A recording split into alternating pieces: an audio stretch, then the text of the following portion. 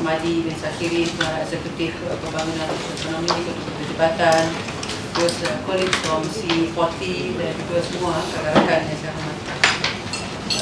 Izinkan saya mulakan dengan satu hakikat yang jelas. Kenapa Masterclass pun tidak tahulah Masterclass ke PhD class ke degree class ke diploma class pun, tapi people used to say that Masterclass Inclusive Climate Action ataupun ICE for the senior leadership team. Kalau kita tengok kita sedang berdepan dengan krisis iklim yang nyata dan semakin mendesak. Kita lihat kalau dahulu I think end of kita tahu monsun berada 12 monsun, 11-12 monsun, but now is monsun tak kira masa. So I think kita amat mendesak lah tentang climate change. So itu adalah COP29, COP30, COP31 dan sebagainya, dan banyak juga lah sampaikan our national NRP akan telah pun menyediakan Climate Action Act di peringkat nasional. So sekarang kita kena lihat banjir kilat kerap berlaku, suhu panas yang terlalu tinggi, sampai some other cities they even have the heat officer, chief heat officer. Banyak kalau kita tengok di Seville, di Spanyol.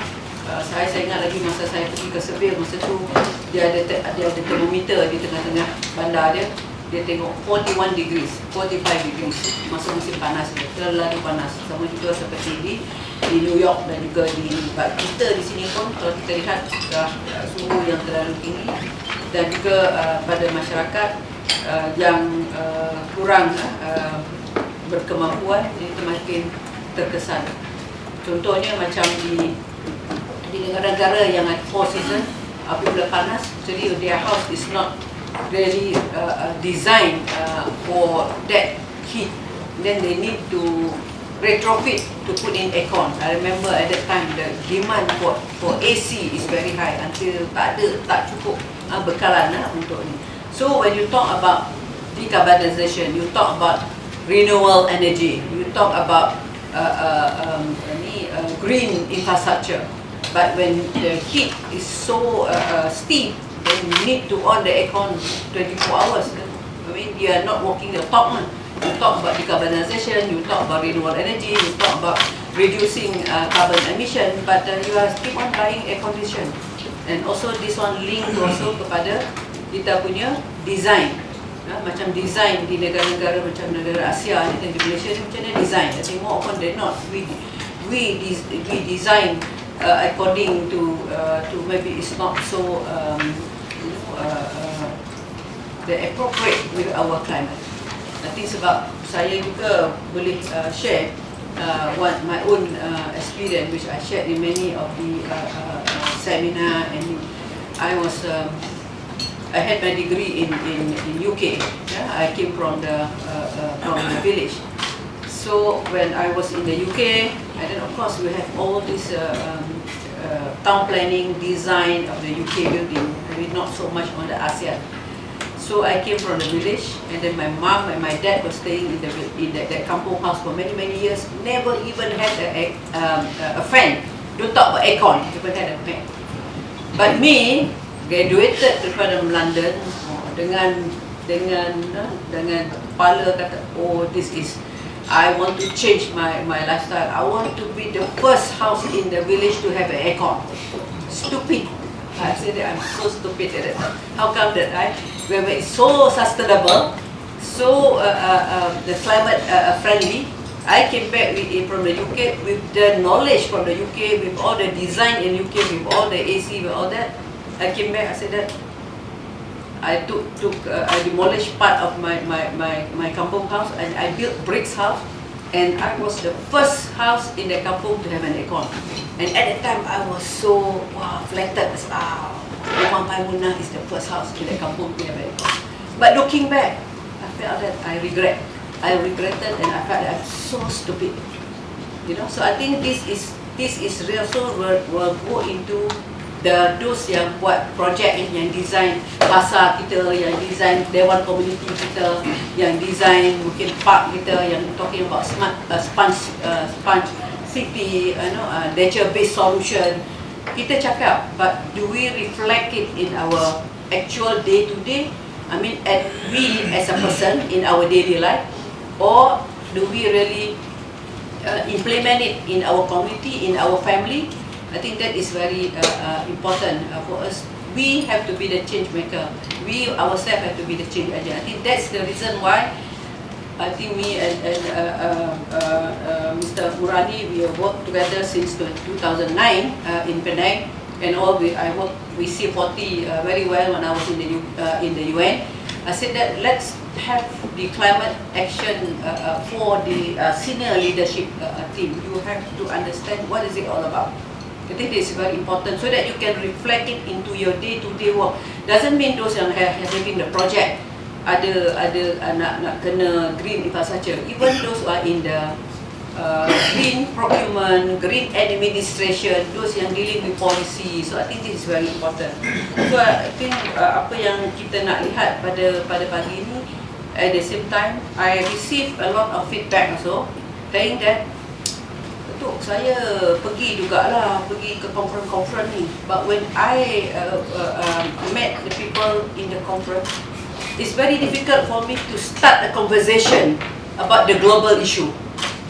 You know, I mean, you must have a knowledge in order to start the conversation. Maybe from your colleague, either from local, also from Singapore or from Vietnam or whatever, from Asia and also from other countries, to start talking about something about project, where you come from, how long you've been in the need. So the global crisis now, you need a knowledge in order to start the conversation, the intellectual conversation. You boleh cakap lah, anak you berapa orang dah, you how many girls, how many boys, and where are you residing now. That is normal, but the intellectual conversation, I think we need to have that at the senior officers level, so that when you, for example, like we are hosting the ASEAN Mayors Forum. And now the ASEAN plus GCC plus China. So when we meet maybe the mayor from other cities, from China or from GCC or from, and then we can automatically tak payah nak fikir susah-susah lah. Oh, climate change aku nak cakap apa ni, jadi tak payah. Meaning that is automatically you can start the intellectual discussion. That is what I think this masterclass is aiming, apart from our day-to-day work. Our day-to-day work, contohnya kalau macam kesihatan, macam planning, macam administration, pentadbiran. Kadang-kadang mungkin pentadbiran, Puan Zudah, saya tak ada apa-apa, anything to do with climate change. Yes, you have, because you are pentadbiran, you are dealing. Every one of us ada punya peranan dalam, in this topic is inclusive climate action. So I think this is very important, and saya ingat lagi masa saya pergi ke, is one example pada PPR Ringin, lepas satu kejadian banjir. So there's one lady, dia kata berhukum anak dia, ini sama udah memandang saya, berkata kami tak mampu nak berpindah, tapi kami juga mahu rasa selamat bila ada banjir.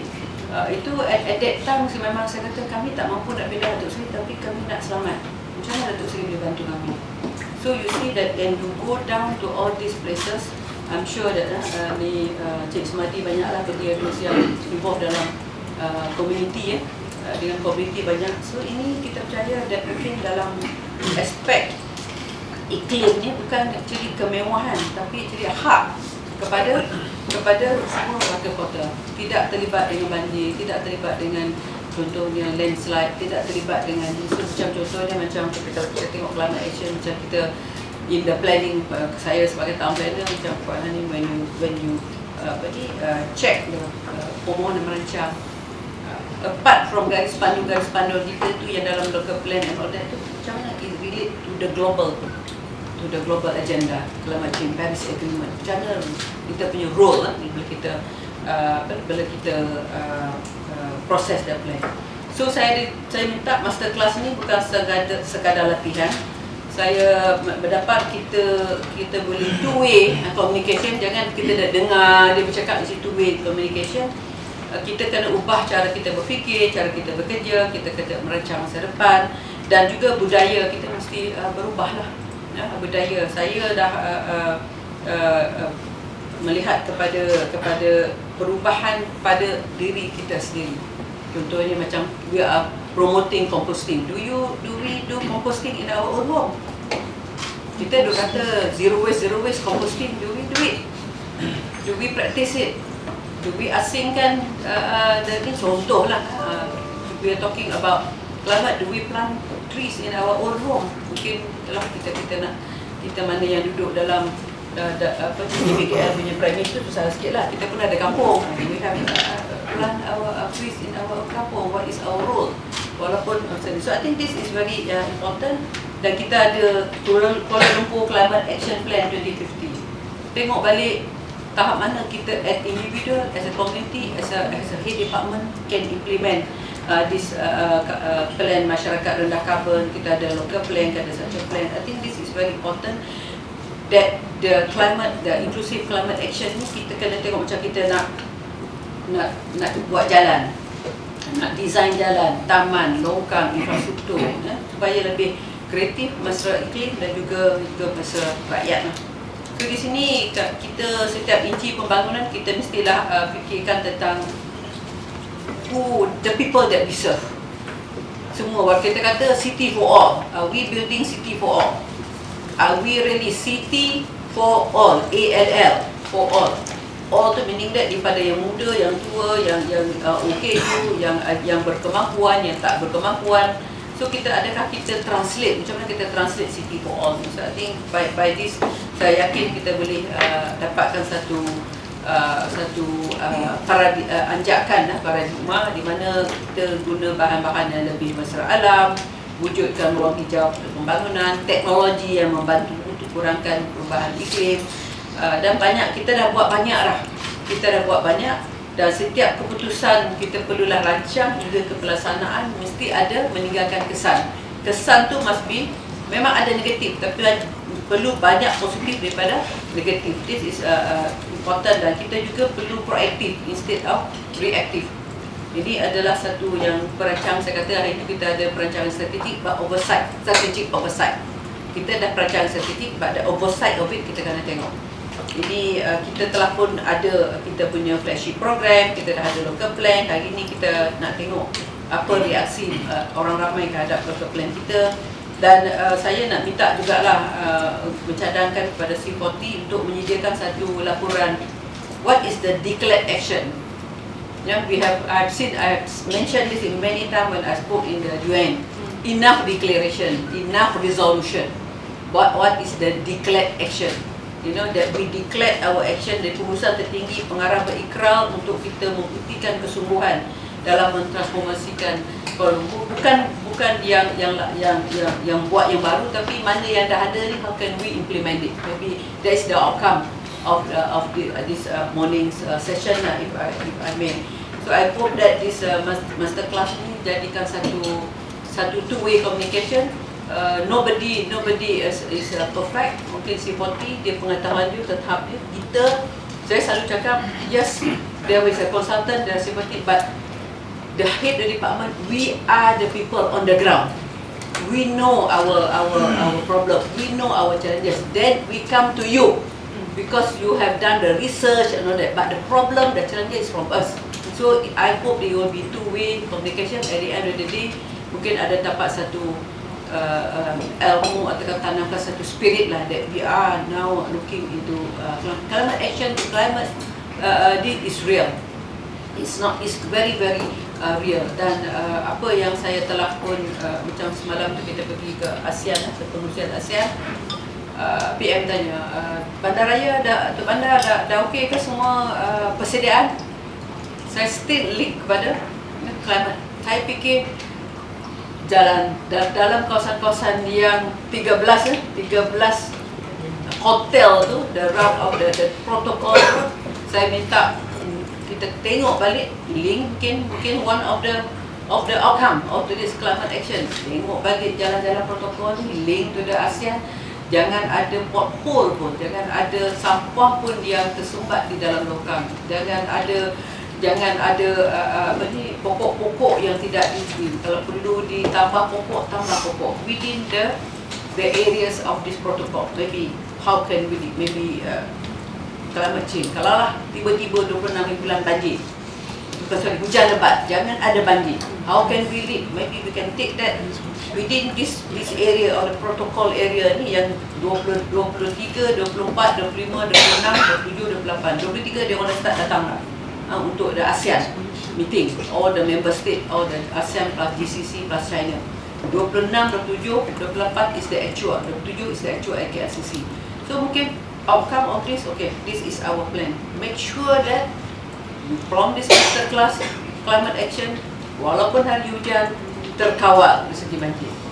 That is, tak ada kalau ada pokok yang jatuh, kita tak boleh nak ni lah. Cepat kita, the respond tu cepat. So I think these are the yang saya nak tengok lah, at the end of the day, maybe one of the declaration that for the ASEAN meeting in May and from now until December, perfect. Kalau banjir pun, kalau hujan pun tak banjir, air naik sikit saja sebab sungai dan longkang dan sebagainya kita bersihkan. So with that, saya tak mahu nak cakap panjang. I hope that this sesi menjadi pencetuslah pada tindakan yang lebih inklusif, lebih cepat, lebih cekap dan bermakna untuk kita serve warga kota Kuala Lumpur. Thank you so much. Pass the mic to whom? C40. C40. Okay. Mr. Murali, over to you. Thank you. C40's ICA program has empowered member cities through programs like Women for Climate and Climate Migration, among others.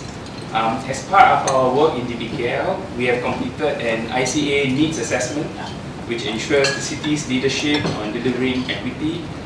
We have co-designed an inclusive checklist to ensure that DBKL can integrate inclusion into planning, budgeting and other institutional duties. And currently we are testing this across the project offices. We've also trained technical staff from 25 departments. We've brought a 3-person delegation to the Philippines to exchange discourse and learn best practices in inclusive climate action in the global south. So I think we had Encik Iri Azwan, Puan Dayang from JKP and Puan Afifah on JPRP going to the Philippines.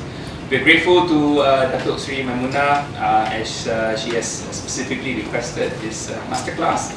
Our session this morning will be 3 hours. We tried to concise it because of time constraints. We will actively think about the needs of Kuala Lumpur's constituents, how we can better include them in city efforts towards a greener KL. We will ask, and together we will address this: who are our community? Who are our stakeholders? What are the needs of women, of the young people, of the migrants? How do we empower our people with good green jobs? So today we have the DBKL most senior leadership here today, and as decision makers, you can champion and ensure that the policies, programs and projects that KL plans for, budgets for, will also focus on climate priorities and at the same time ensure a just transition for everyone. So we're excited to hear your thoughts and discussions around how C40 also can continue partnering with DBKL. So yes, very excited for this. Thank you very much everyone. Who's the head of implementation for Southeast Asia? We have Jean, who's come all the way from the Philippines. We've got Azura, who's based here, Hani, and Haja ex-DBKL, you orang kenal. Over to there. Thank you. Thank you, Mr. Murali, and very good morning. Yang berbahagia Datuk Seri, Town Planner Dr. Maimuna Sharif, and tuan-tuan dan puan-puan, ladies and gentlemen. We can hear you. Okay. Yeah. Very sorry. Right. A very good morning and welcome to the masterclass of ICA for the senior leadership team. My name is Dewan. I would like to take this opportunity to introduce our team. So I have facilitator Hasinda and Jay Sham along with us today for this very concise and impactful masterclass. Just a very little introduction about myself. I spent about 10 years working with community around Kuala Lumpur and Selangor on community development projects. I'm an advisor, also mentor and educator for social and micro enterprises that do good for humanity and planet. At the same time, I'm also teaching in a UK MBA program and also social entrepreneurship. I'm also an ESG sustainability industry research advisor, social impact consultant for Malaysia, UK, and sometimes Europe. So hopefully, with some of the experiences and also sharing, working with C40, I would like to bring this ICA class, a very valuable one for everybody. Before we start, here is just a very quick reminder on consent. So over here, we'll be taking some of the photo and videography during the class. And I believe some of the colleagues from ITV just now has actually let you scan the attendance. Yeah. If you have not done so, please scan. Oh, by the way, I'm told that the network is a bit limitation here, but I hope you have the data hotspot with you, because today we're going to do a bit of interactive activity where you can also do some scanning for a quick response and answer. Yeah. So I hope the QR code is huge enough across the board here, and you could scan for the survey, a quick questions to interact with everybody here. All right? Okay, are you ready for the masterclass, ladies and gentlemen? Yes. Great. Are you ready? Yes. Yes, that's what we really need. Because I'll be talking for the next 2 hours, I'm like, oh, okay. Thank you very much for your response. All right, so the main aim of this masterclass is we would like to equip the senior leadership team on the key perspective required to develop very effective strategy related to ICA issues. Yeah, and we would like you to also acquire some knowledge and engagement strategy to support DBKL to effectively raise awareness of ICA, and how can we actually work with the city and national level stakeholders. Yeah, like Dasri just now mentioned about NRES, Climate Change Act, and I think coming up there will be this Malaysia National Adaptation Plan coming up in 2026. So there is a lot of conversation and intellectual discourses has been happening around our country and also in the region. So hopefully through this masterclass, we will be able to discuss more on the strategic and also macro level kind of issues on climate action. And lastly, we hope that this is a platform to act as a space for all of us to explore the capacity building, to improve our strategic know-how, the why and the how of delivering the ICA in the city planning. And you could see that there's a word integrated city planning here is because we believe, and we of course we totally agree with Dato Sri's speech just now, talking about it is an integrated effort for us to make this city a sustainable one. Yeah. By completing this masterclass, you will be able to provide effective leadership in driving and steering Kuala Lumpur climate action. Yeah, we hope that you could inspire, you could empower the DBKL to build the foundation that amplify the best practices, to scale up, to strengthen the action, so that together we can build resilience for the communities and also all the Warga Kota in Kuala Lumpur. Yeah, and of course, you'll be able to support and develop your department's capacity to advocate urban climate resilience, such as engaging with the informal sector, the community, and to look at how this urban implication of loss and damage. Okay, so very long agenda, ladies and gentlemen. This was originally designed for a 1 full day in our masterclass. Originally, because there is so much we wish to share with you on the very macro, on the very regional, and also how can we actually adapt and adopt locally for our city planning. But I'm given this very challenging task. I'm going to finish in 2.5 hours. So I really need your cooperation, ladies and gentlemen. All right? As you could see from the agenda, item 1, 2, 3, it will be more on the introductory level. They are very important because C40, we have done some work in phase 1, so I'll let you take you through what we have done. And item 4, 5, and 6 are also very important for the leaders.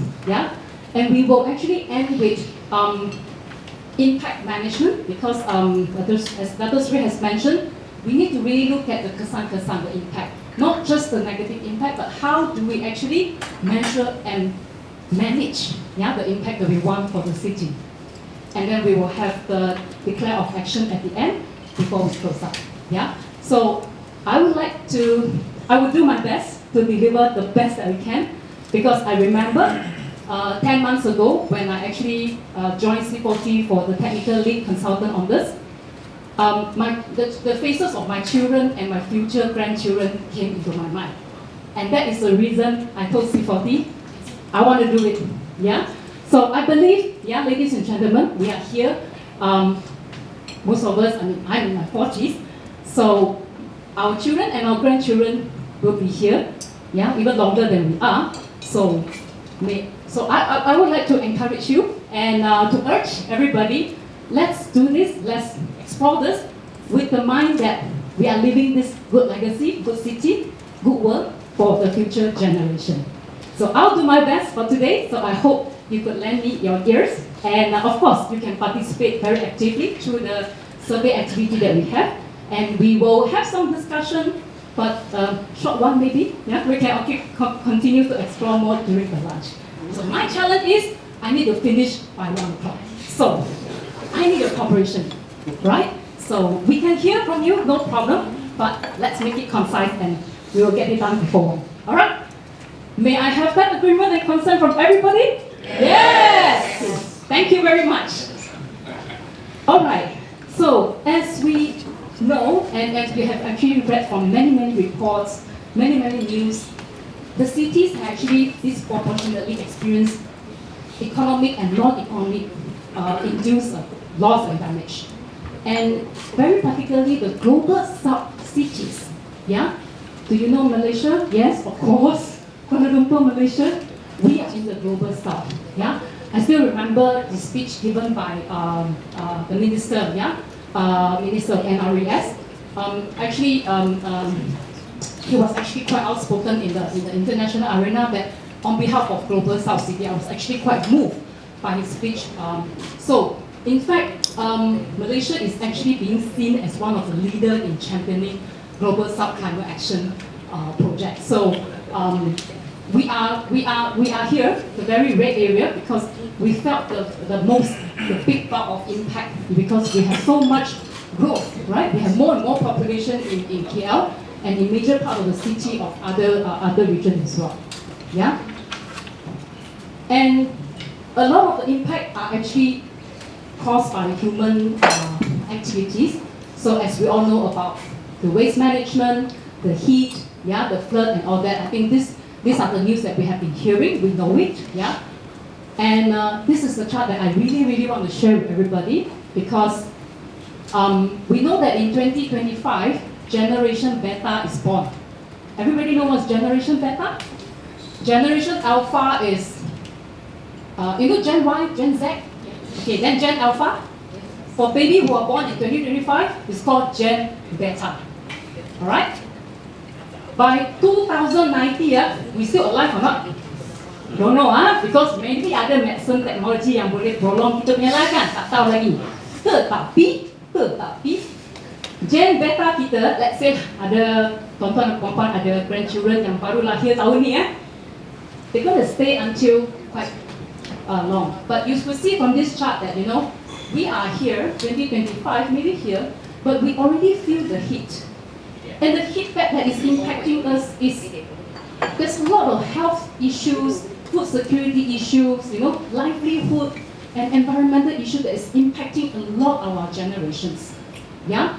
So, yes, I'm not sure whether I will live beyond 2060, but in my mind, I hope that by participating in this climate action work, together with, you know, with the city planners and all that, I hope I can do something for the generations to come.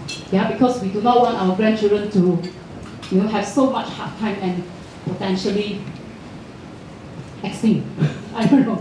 That's very bad word, but it's coming. Yeah, because these are statistics, these are data, not tracks. Yeah, not tracks.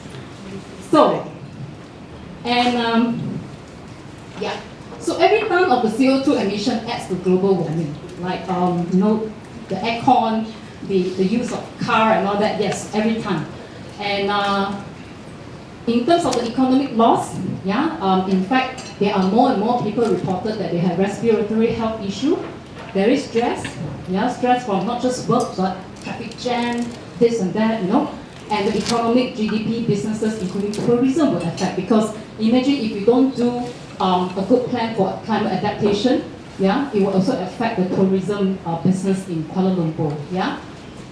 If that is affected, means it will affect employment, right? Orang tak nak kerja kat KL lah, semua nak kerja outside KL. Kalau ada choice lah, kan? So, and you will see that a bit more and more young families are living outside KL right now, because if let's say, of course, affordable housing will not be in KL, in central KL, in terms of jobs option and all that. So how can we actually keep the talent, the businesses, the economy to thrive in KL? It really depends on how we really plan for this climate adaptation and mitigation plan. And last but not least is about foreign investment. Yeah. So among like Invest KL, Invest Penang, invest here, invest here. So what makes Kuala Lumpur the top choice of foreign investment? These are something that we are very concerned as a Warga Kota as well, because I will also be concerned if my children and my grandchildren is going to live in Kuala Lumpur for the next 50 years, ada kerja ke? Yeah, ada safe living space on what level ke? Yeah, so these are the things we need to actually start looking at, and of course the heat that actually has been impacted all of us. Yeah, not just of course the P40 family will get impacted a lot because they live in a very small place, and the PPR, the ventilation has issues. So, and people like us, maybe we don't live in PPR, but we still feel the heat, and we have this tendency of switching on aircon almost like 50% of the day. So how does this actually contribute to the CO2 and global warming? And of course, as the mayor said, we want KL as a livable and lovable city. Yes, this is something that I was so moved when I first heard about Dato' Sri, your speech in the public lecture during the Pink City. I was in the auditorium. I was so moved. And I actually started to think about, so how can we measure whether we are a livable city? Yeah? Because most of the time, we want livable, which is very easy to find indicator. Number one, we want good environment, isn't it? Very non-polluted, very free and easy and all that. We want also employment, because we want to have good quality green jobs or good jobs, right? Because we do not want to have factory in KL, right? Economy, we want investment to come, we want business to come, we want tourists to come, employment, and even affordable housing. So these are these are really the livable indicators if we can, if we really want to measure how livable is Kuala Lumpur. But what about lovable? Any thoughts? Anyone? This one not like the Barney, I love you, you love me, and then we are a happy family, and then we're just happy-go-lucky, right? Yes, as a city, as a city, we need to also start looking into the well-being of the Warga Kota, right? We want KL to be the first tourist choice. Yeah, I have been actually receiving a lot of tourist friends from outside Malaysia. They don't go to PJ, they don't go to Kajang. When they will come to KL. I will be so proud to bring all my tourist friends around, and I'm pretty sure our tourism board is promoting a lot. Yeah, so we want to be seen that we are so friendly to the tourists and so nice to stay here. But we also need to recognize the fact that urban development, like our city, I mean, same goes for major other cities in other world, they are also migrant dependent. Betul tak? Perasan tak? Construction, cleaning, semua tu, local semua, tak nak buat. But businesses need to go to run, right? Like F&B. A lot of locals are not attracted to those jobs. So if we don't have people to work on all this tourism or business supported activity, the businesses has to get in migrants. So we have more and more migrants, coming to actually in the economy system. But how well or how much we have actually integrated the needs of these migrants into our city plan, we may have to start looking into it. Yeah, and most importantly is the diversity and inclusion, which is the topic of what we hope to share today. And this livable and lovable indicators, it's not just a brief indicators, because we talk a lot about national policy. We have a lot of national and international stakeholders. They all talk about this, the livable and lovable indicators. Of course, they don't use the word livable and lovable, But you will easily find that, all these policies and stakeholders have been using, indicators to measure cities' sustainability index as well. Yeah? Okay, I hope I don't need to spend so much time to talk about climate crisis because I think everybody feel the heat already. Otherwise, we can try to turn off the aircon and everybody will feel the heat. Right?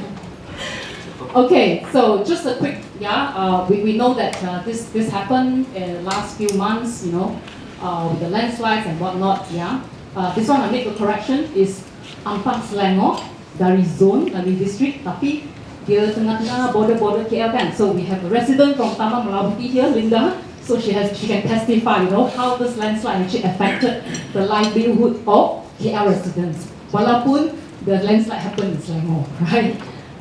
Okay, and just also highlight this climate change impact has actually bring the most impact to the vulnerable group, and because of this, it has increased inequality. People who do not have access to clean water. If sometimes I always use this analogy to my friends. Touch wood, one day KL flash flood. My friend stuck. The car got damaged. But next day you still go to work, right? Okay, you still remote working, right? Any big impact on your job? Very likely not. Lagi happy boleh remote working kan? Tapi if you really look into the flood that happened to the vulnerable group, a lot of them, their wages, their salary, kais pagi makan pagi, kais petang makan petang. Their livelihood will just vanish for the next 3 to 6 months. So sebagai ketua family, dia ada anak-anak 5 orang, 7, 8 orang. Who is going to feed them? So there are same flood, but those that happen to us, who are not so affected by who can still keep our job, are very different from people who will just lose and lost their job or lost their livelihood because of that. So this is why we are actually starting to look into the inclusive perspective. Hopefully, we have more consideration when it comes to city plan. All right. So these are the climate change impact. I would like to also bring the attention to you. Of course, you will see a lot of reports talk about CO2 emission of every country. And guess what? Malaysia bukan top tu. Okay lah. Sometimes when you see this chart, we don't want Malaysia to be top, right? But if you really look into the population data perspective, per capita CO2 emission. Per capita means berapa ton CO2 emission yang dikeluarkan oleh rakyat of that country. Where is Malaysia? 8.2 ton. Giga rendah. How do we compare? We just look at China. China berapa population dia? 1.4 billion. Semalam aku buat di Wikipedia dan ask my husband, convert sikit. Macam mana, how many kali ganda? Malaysia 35 million. How many times? 40 kali ganda. 4 times. This is not a very good news, ladies and gentlemen. Of course, if you really zoom into Malaysia, we start to compare negeri-negeri. Kuala Lumpur population,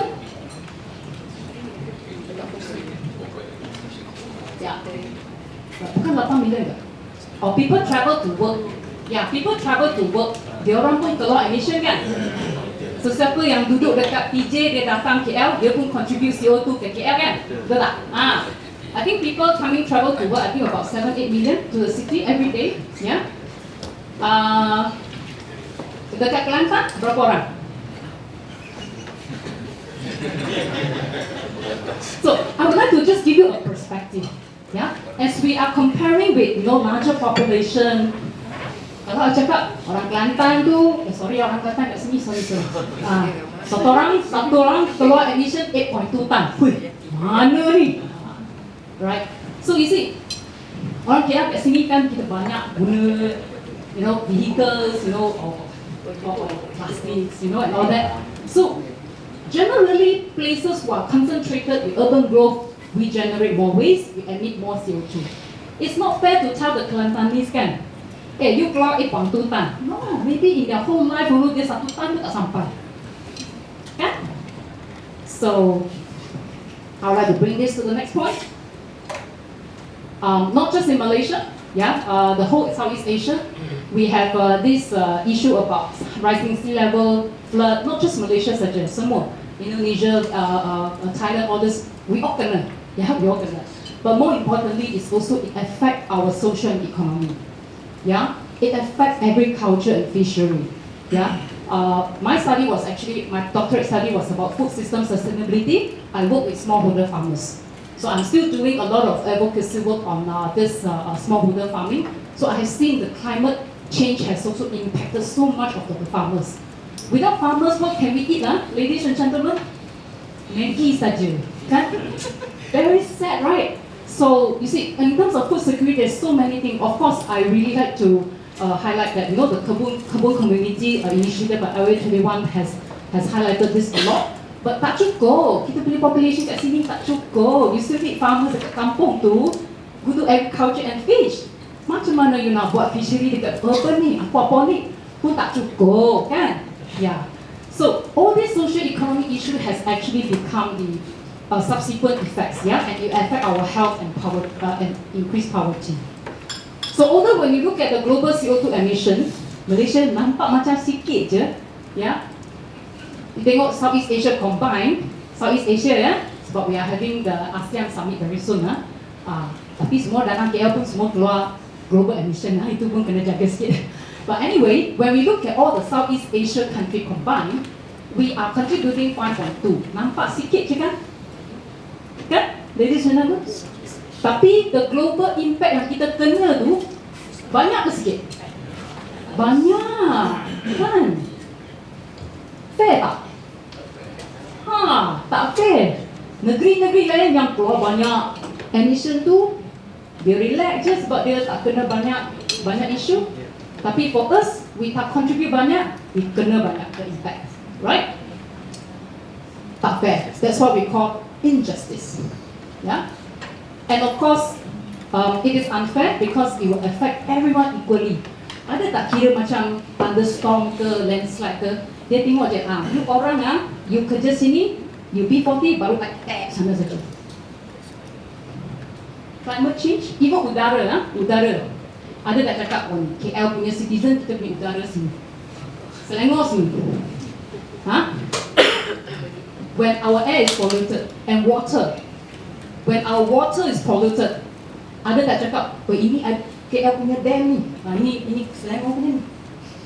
Tak kira. So, all of us kena. Right?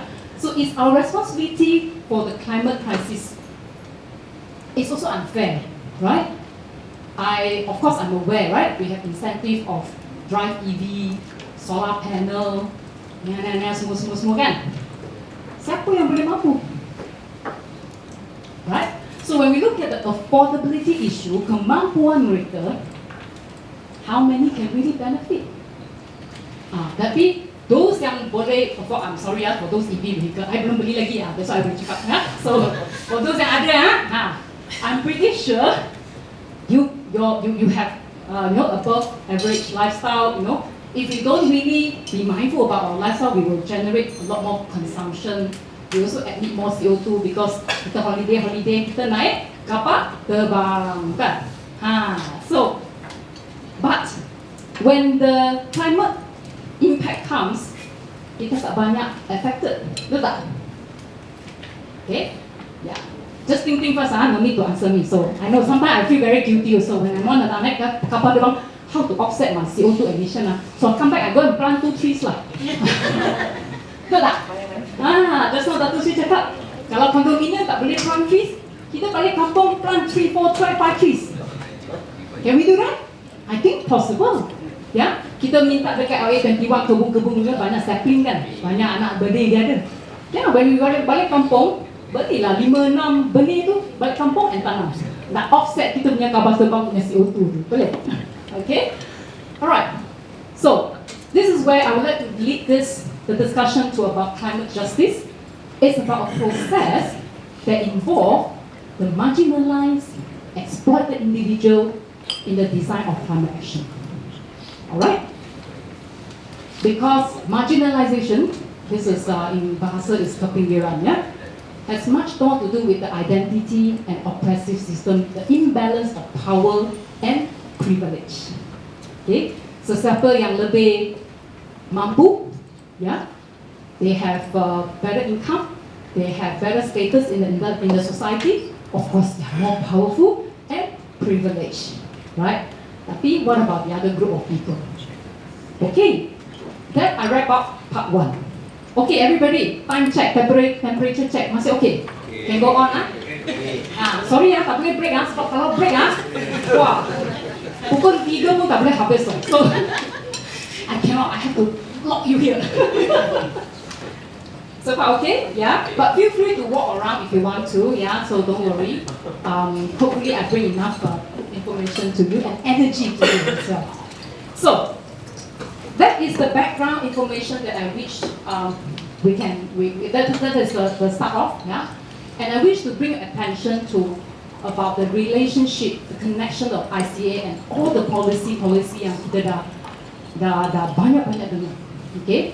So our intention is actually not about creating new policy, new things yang menyusahkan you punya department, tapi we have done. I will share with you. We have done some work. And we have seen a lot of great work done by the department. Some of you I really feel so touched.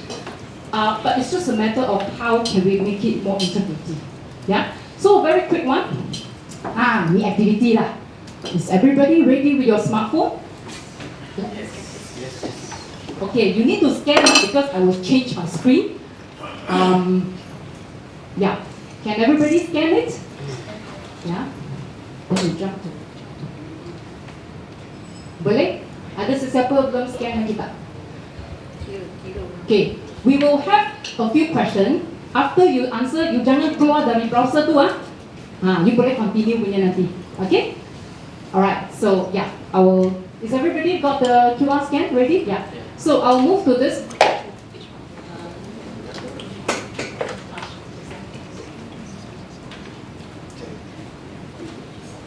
Ada nampak tak yang soalan pertama keluar di handphone, ya?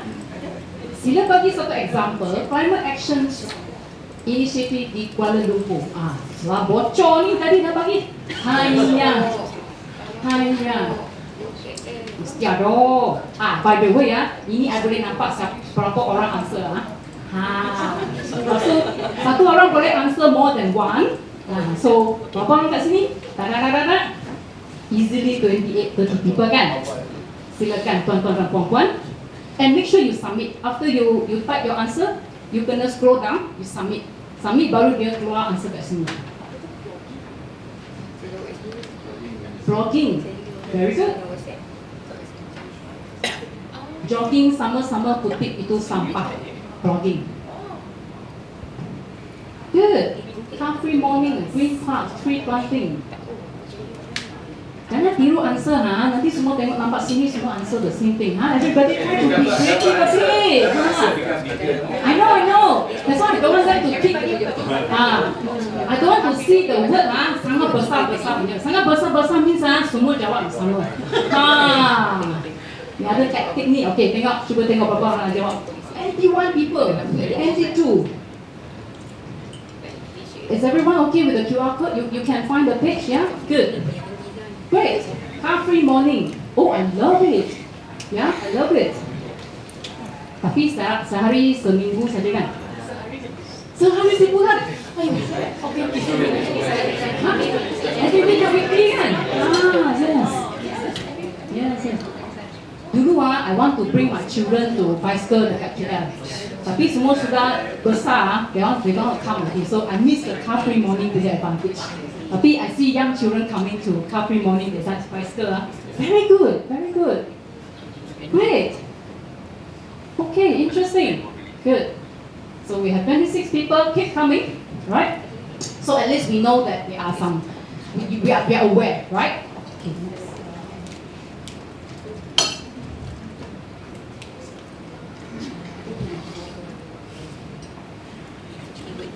Okay, jangan exit dari page 2 ya. Jangan exit So because we will have the next question. Okay. So And our climate action planning, yang specified stated in this KL CAP 2050, we want to contribute to carbon neutrality by 2050, increase our resilience, and more importantly, we want to create social, economy, and environmental benefit, and also enhance our city governance, yeah, with through stakeholder engagement. Just now, Dr. Sri mentioned about climate action for all, siapa kah? All to ALL, yeah, to make sure that no one is left behind. Our process, our plan has to be very inclusive. And when we say inclusive means, we don't just do our work at the office. We also need to have collective, concerted effort with different agencies, private sector, community members. I'm aware that some of the department has very, very high engagement with the communities because they are your frontline stakeholders. Yeah, but I think it's also high time for us to really look at how can we make it a more cohesive, yeah, planning. Just a very quick snapshot. There are 5 strategic initiatives of climate action spelled out in the KL CAP 2050. Mobility and infrastructure. I think all of us feel so proud about Go KL Bus. Yeah.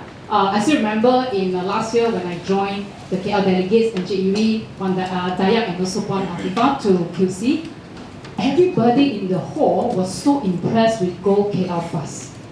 Yeah, the engineers, like gentlemen here of QC, were sitting around and want to only speak to a GRE about this Go KL Bus.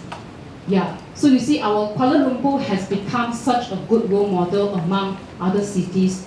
And they ask so much question about, how can we implement this, how can we finance this, how can we this and that. So we have become the rising, and not just the rising, I think we are the role model. So how can we upkeep this status? It lies in your hand, okay? And next one is, of course, the Green Adaptive City. I think the project of Kebun and all that is part of it. Yeah? Renewable, the energy efficient and climate-proof building. We have initiatives like a low carbon checklist and all that. And smart waste management. I'm so happy that just now when we take photo, everybody was like, 0 waste! I'm so happy, so moved to see this because I remember last year, August, when we started this project and research, there wasn't much discussion about waste. I was very concerned as a citizen because I started my 0 waste lifestyle since 2017. Just to share with you, yeah? It took me 2 years to finally convert my husband pergi tapau dia bawa itu tiffin. Susah kan, man? Kalau suruh you ambil tiffin dulu, that kind of face. I tell you, my own husband 2 tahun. Tapi sekarang sudah automatic. Dia tahu, dia tak bawa tiffin, And my father-in-law. You see? My father-in-law. See? I'm so proud. So I'm also very happy that smart waste management has become one of the initiative of PBKL and of course under the leadership of Dr. Sri to push this agenda. I'll share with you more about the waste management activity that I think the participants would. I'll share with you in a short while. Okay. And of course, disaster management. Just now we talked about we are preparing for the ASEAN Summit. We have to really think of plan B, plan C, plan D. I was fortunate, or I don't know, unfortunate or fortunate, when I served as the CEO of Food Aid Foundation in 2021. I thought I went there to actually manage food waste management. Mana tahu, banjir happened. So I spent about 8 months.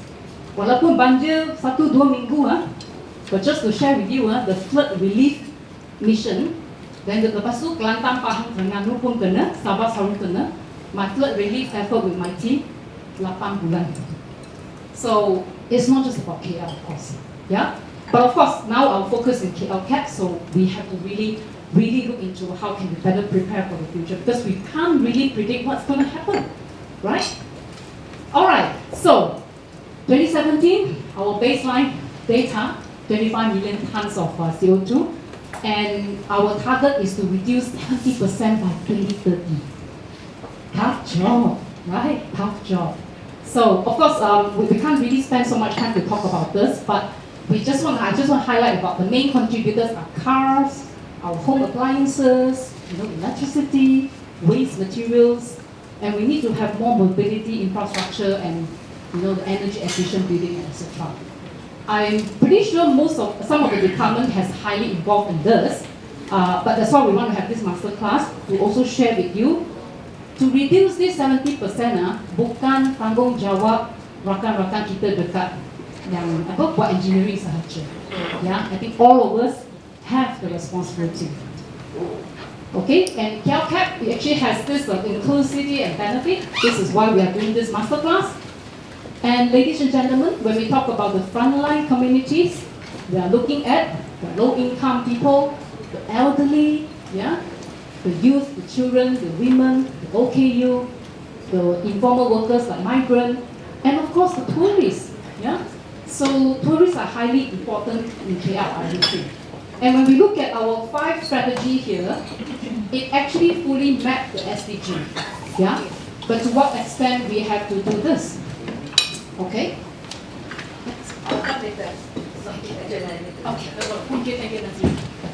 Okay. So Ben, just to share with you, we are looking through this communities, and National Climate Change Policy 2.0 was launched by NRES, yeah, the minister, and highlight about being inclusive as well. So whatever we are doing right now actually is nothing very new and want to make your life difficult. Yeah, it's actually part of the national plan. All right. Are we ready for the next? Scan. Anybody still need the scan? Okay, liberate. Okay. Ni cepat-cepat lah, sebab kalau tak sampai 1 o'clock cannot finish. So, jangan keluar, jangan close the window nanti kita terus je. Okay? Alright. So go to the Mentimeter. Yeah, present. Second one. Present that is next. Okay, next. Ladies and gentlemen, in your opinion, sejauh manakah jabatan anda ada relate, ya, ada involved dengan Climate Action Initiative di Kuala Lumpur? Dari segi 5 strategi ni, on the left, you boleh pull kan, related and related. Boleh tak? Can everybody pull that thing? Just pull left to right, yeah. And remember to submit, I think.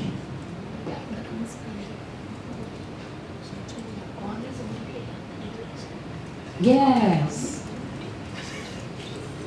I think maybe there's some delay. Okay, more and more people responding now. All right. Don't worry, we don't record your jabatan name here. Ni, tahu ni, Nasib baik. I'm just kidding, all right? Don't worry, we don't have your IP, so we do not know who say which one. Ask it, yeah. We just want to get to know, about how much do you think is important. Okay? Okay, not bad. Mobility, right. Okay, coming down, it's okay. Energy efficient, maybe less involved. Disaster management. Okay, we have 17 people responded. 22, very good. Probably a few more. Yeah. Good. All right. Okay. It is okay that we are not directly involved now, but we just need to start thinking about, to what extent sejauh manakah jabatan saya, kami ada involved. Okay, so I think we pretty much finished at 2:26. So you can see the result here. Yeah, I think most of us are involved in green adaptive city. Yeah, most of us. Good. Mobility infra, energy efficient, and all that.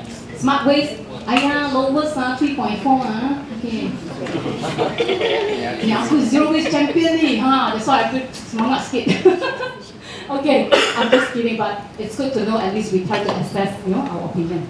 Alright, so I think there will be a next question. No need to scan. Jangan keluar. Nak scan lagi tak? Oh, nak scan lagi. Kalau nak scan, then we show PowerPoint. Yeah. Next one. Tak apa. Okay. Scan is the same scan. Yeah. Okay, so we move to the next question. Scan, ya? Okay. Next question. Just now we say sejauh mana kan kita involve kan? Alright. So the next question.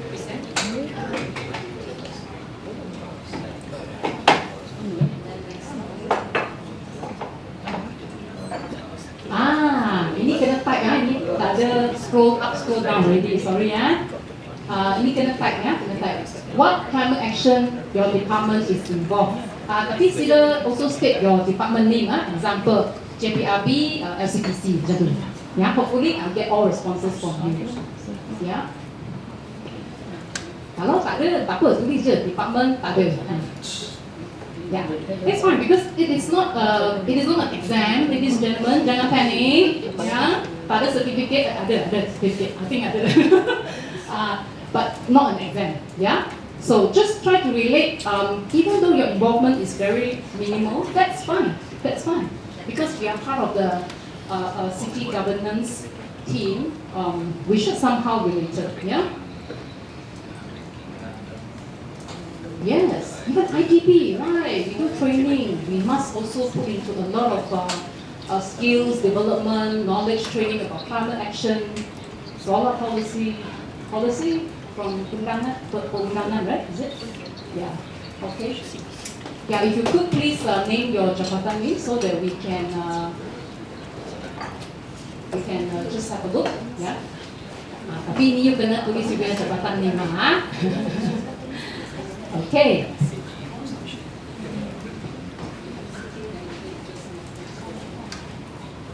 Policy, participate. Great. Yeah.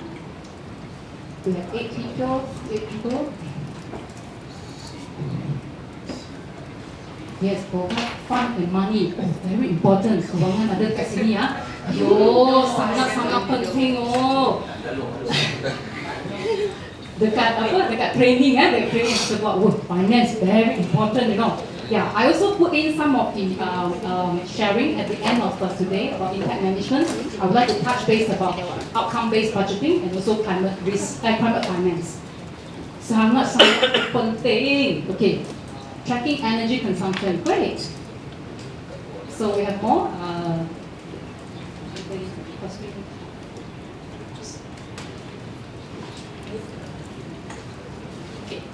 Yes. Policy, open space, greening the city, recycle, energy saving, yeah, checklist. Good. Okay. Keep coming. We have hopefully if one person answer one, then we got the right amount. Another Lestari, yes. If you could please name your jabatan name. Yeah, so we can have a cross-reference, yeah, cross-check. Great. To encourage JV partner, what green building guidelines, you know, lead department for zero waste, excellent. Yes. Actually, all of us, yeah, are involved, yeah. So about 21. I hope the rest still entering your response.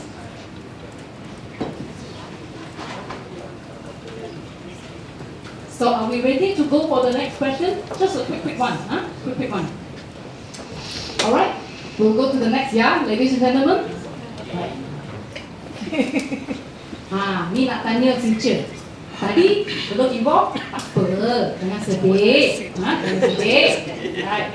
But after I bra just now, ada tak inspirasi ataupun something that you wish your department may involve? Yeah, so that we can do more better. Yeah. What climate action initiative that your department will need to implement in the future? Example. Sebelum ni, I tak tahu actually already got the zero waste plan. So sorry, so I put example JCAS waste management.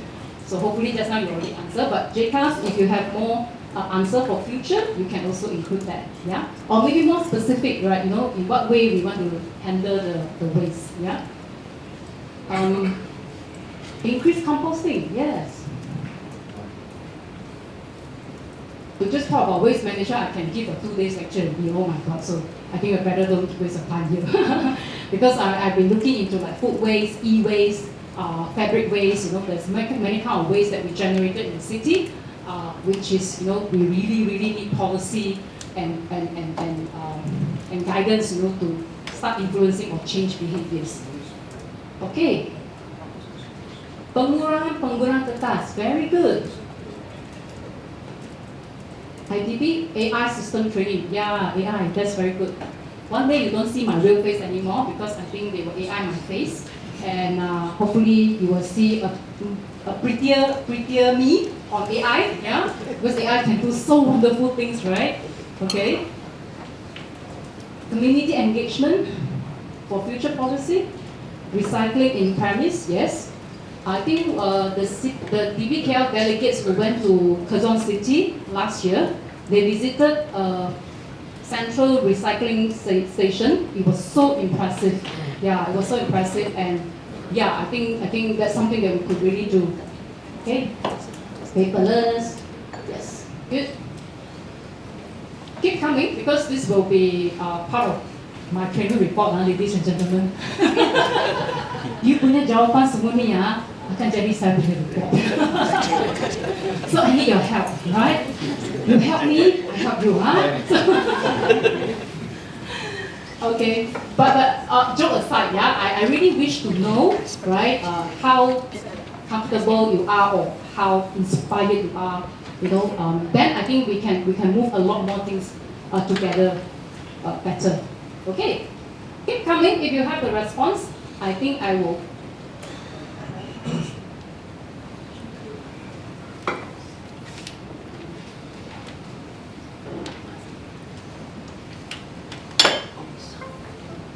Okay, we will pause. Yeah. Then jangan look at the screen anymore, Jangan pergi WhatsApp, So, I'd like to bring attention back to the content here. Thank you so much for your responses. We will go through this and to see how we can work better with you.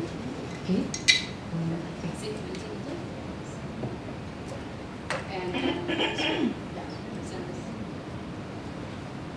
Okay. So, just a very quick recap about C40's work with with DBKL. We have launched the LCBC, I think also the net zero carbon roadmap. This one, I think most of you dah banyak dengar. The GHG inventory, and we have done the mainstreaming ICA phase 1 last year. So currently, the C40 team is actually with a consultant working on MER, and we are doing this e-learning, and also now you are here, the masterclass for senior leadership.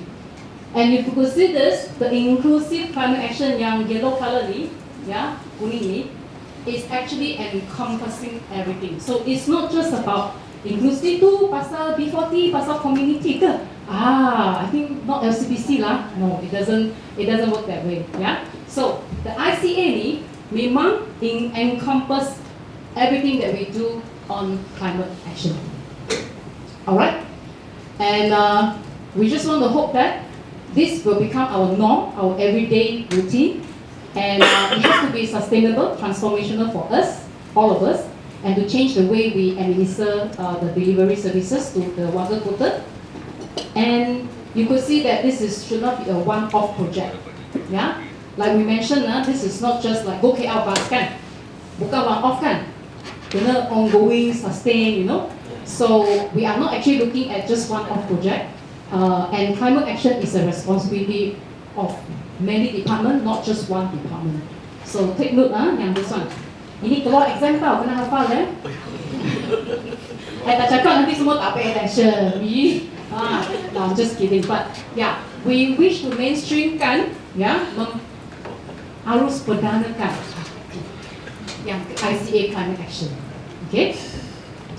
So, what is inclusive climate action? It is about when we want to implement our climate action, kita kena be inclusive and equity. So keterangkuman and kesaksamaan has to be prioritized. So later we'll go through a bit more concept about apa cerita di inclusive ni, equity ni. Because I talk to my friend about equity. Apa nak share, nak beli share? Bukan equity tu. Equity sama, ya, bukan equity share nak beli pada listed company kan. Tengok orang nak capitalist tu equity mana duit. Bukan, equity ni sama. Okay? Alright, so as you can see, ladies and gentlemen, apple tree ni nanti keluar exam kena tulis mana satu dia. Just kidding. Okay, so we all know kan, semua policy, semua climate action akan bagi benefit, macam general benefit. Example, climate action yang kita buat tadi, yang we mentioned just now, the waste management, the Go KL, the kebun, all this climate action dilancarkan, dilaksanakan disebabkan kita nak keluarkan benefit. Benefit tu apa lah? So benefit ada apa? Pekerjaan, daya tahan, clean air. Is it important to have clean air, ladies and gentlemen? Yes. I don't wish by 2060, let's say kalau I'm still alive, I kena datang buat training sebab AI tu jam, sebab tak ada network nanti ya, jam kan. Kita kena pakai itu apa? N95 mask. Benar ataupun oxygen tank. Benar So it's very important to have clean air. Kita nak kerja banyak ni, eventually we want to clean air. And again, ada tak Kuala Lumpur just hisap the Kuala Lumpur air, Selangor hisap the Selangor air? Tak ada. Everybody, kalau pollute, semua kena. Okay? Clean air. Simple Semakin susah nanti ya. That's why have to pay attention, nanti keluar fees. Tapi benefit yang generated tak semestinya equal. Sebab bukan ramai yang dapat apple tu. Can you see this boy, this little boy? Apple tu drop dekat sini kan? Yang the other boy dia tunggu je tak dapat apple tu. Can you relate? Who are the boys? Who are the boys that's on the right hand side? Okay, bukan semua dapat apple. Is it fair? We talk about unfairness. Now, before I move on, okay, please scan. Yeah, no right or wrong. Yeah. Please scan first, then we will go to the question. Okay, everybody dapat QR? Okay. Alright.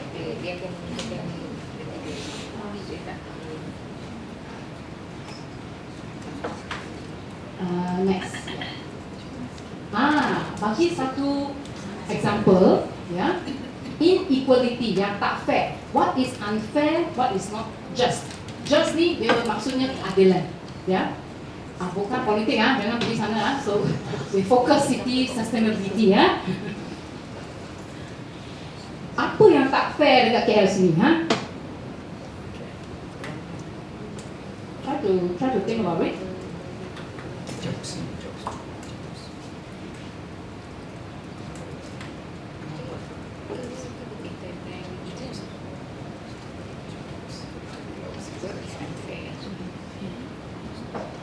Is it for the climate or the product of the Of course, preferably climate related, but generally what did you see is unfair. Social, economical, of course, a lot of issues are tied with climate as well, right? Yeah. It's okay, no right or wrong, yeah? Just state for anything that come out from your mind, what is not fair, what is not just. In Kuala Lumpur, jangan sibuk sampai pergi PJ, nanti PJ pun cakap, tak fair. Yeah.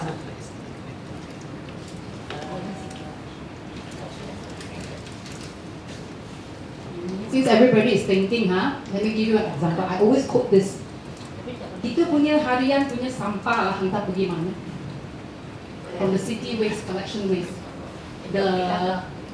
Yang tak boleh recycle. Bukit Taga dekat mana ya? Selangor. Kalau saya duduk sebelah 10 km radius around Bukit Taga, Selangor, kesian tak? So, jangan tiru saya punya answer ha. Saya ada cepat kan.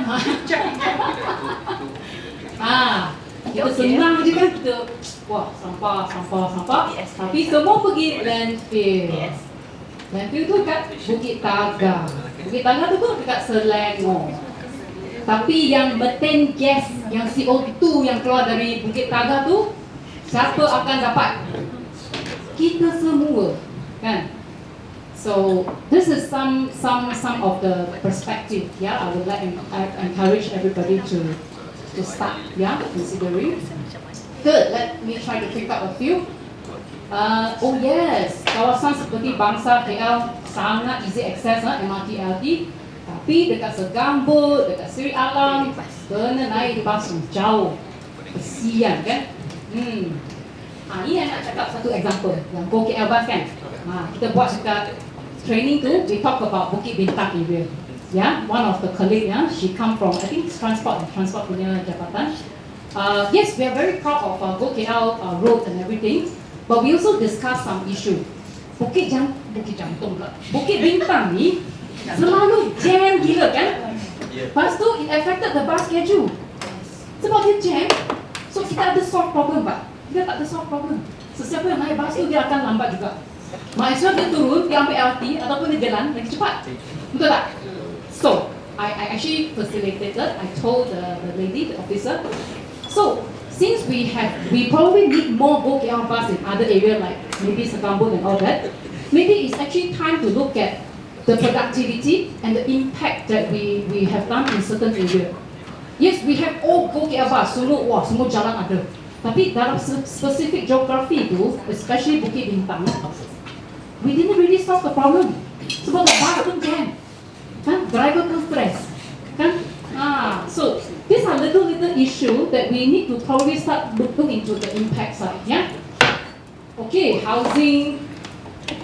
Penggunaan kenderaan dari luar KL. Tadi saya cakap waste tu hantar Bukit Taga, then we say, the kereta datang KL, that's why they make us jam. Ni siapa duduk kat Selangor ni nak kerja kat sini.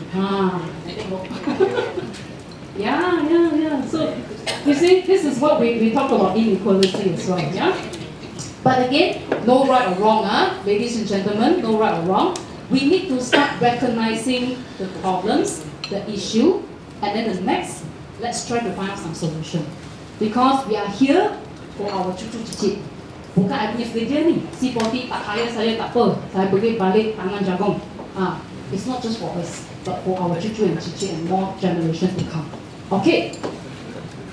Real user need more incentive. Yes. I have even one student, she's from the contractor of MRT. She actually conduct a study on the impact of subsidy removal on MRT ridership. Ingat, we dapat new finding. Actually, we dapat different findings. So if you're interested, for those who are in the transport of that, I can connect you with my student and of course my university to look at, because she already corrected data. Yeah, so we can actually make some references to see how we can optimize it. Good. Thank you so much for your responses. Yeah. Okay. So.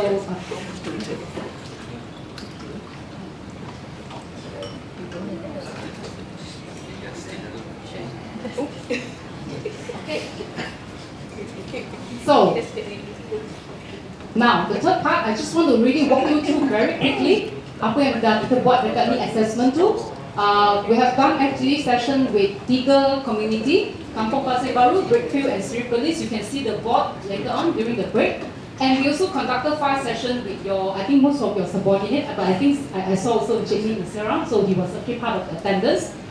And the findings are very, very interesting, yeah.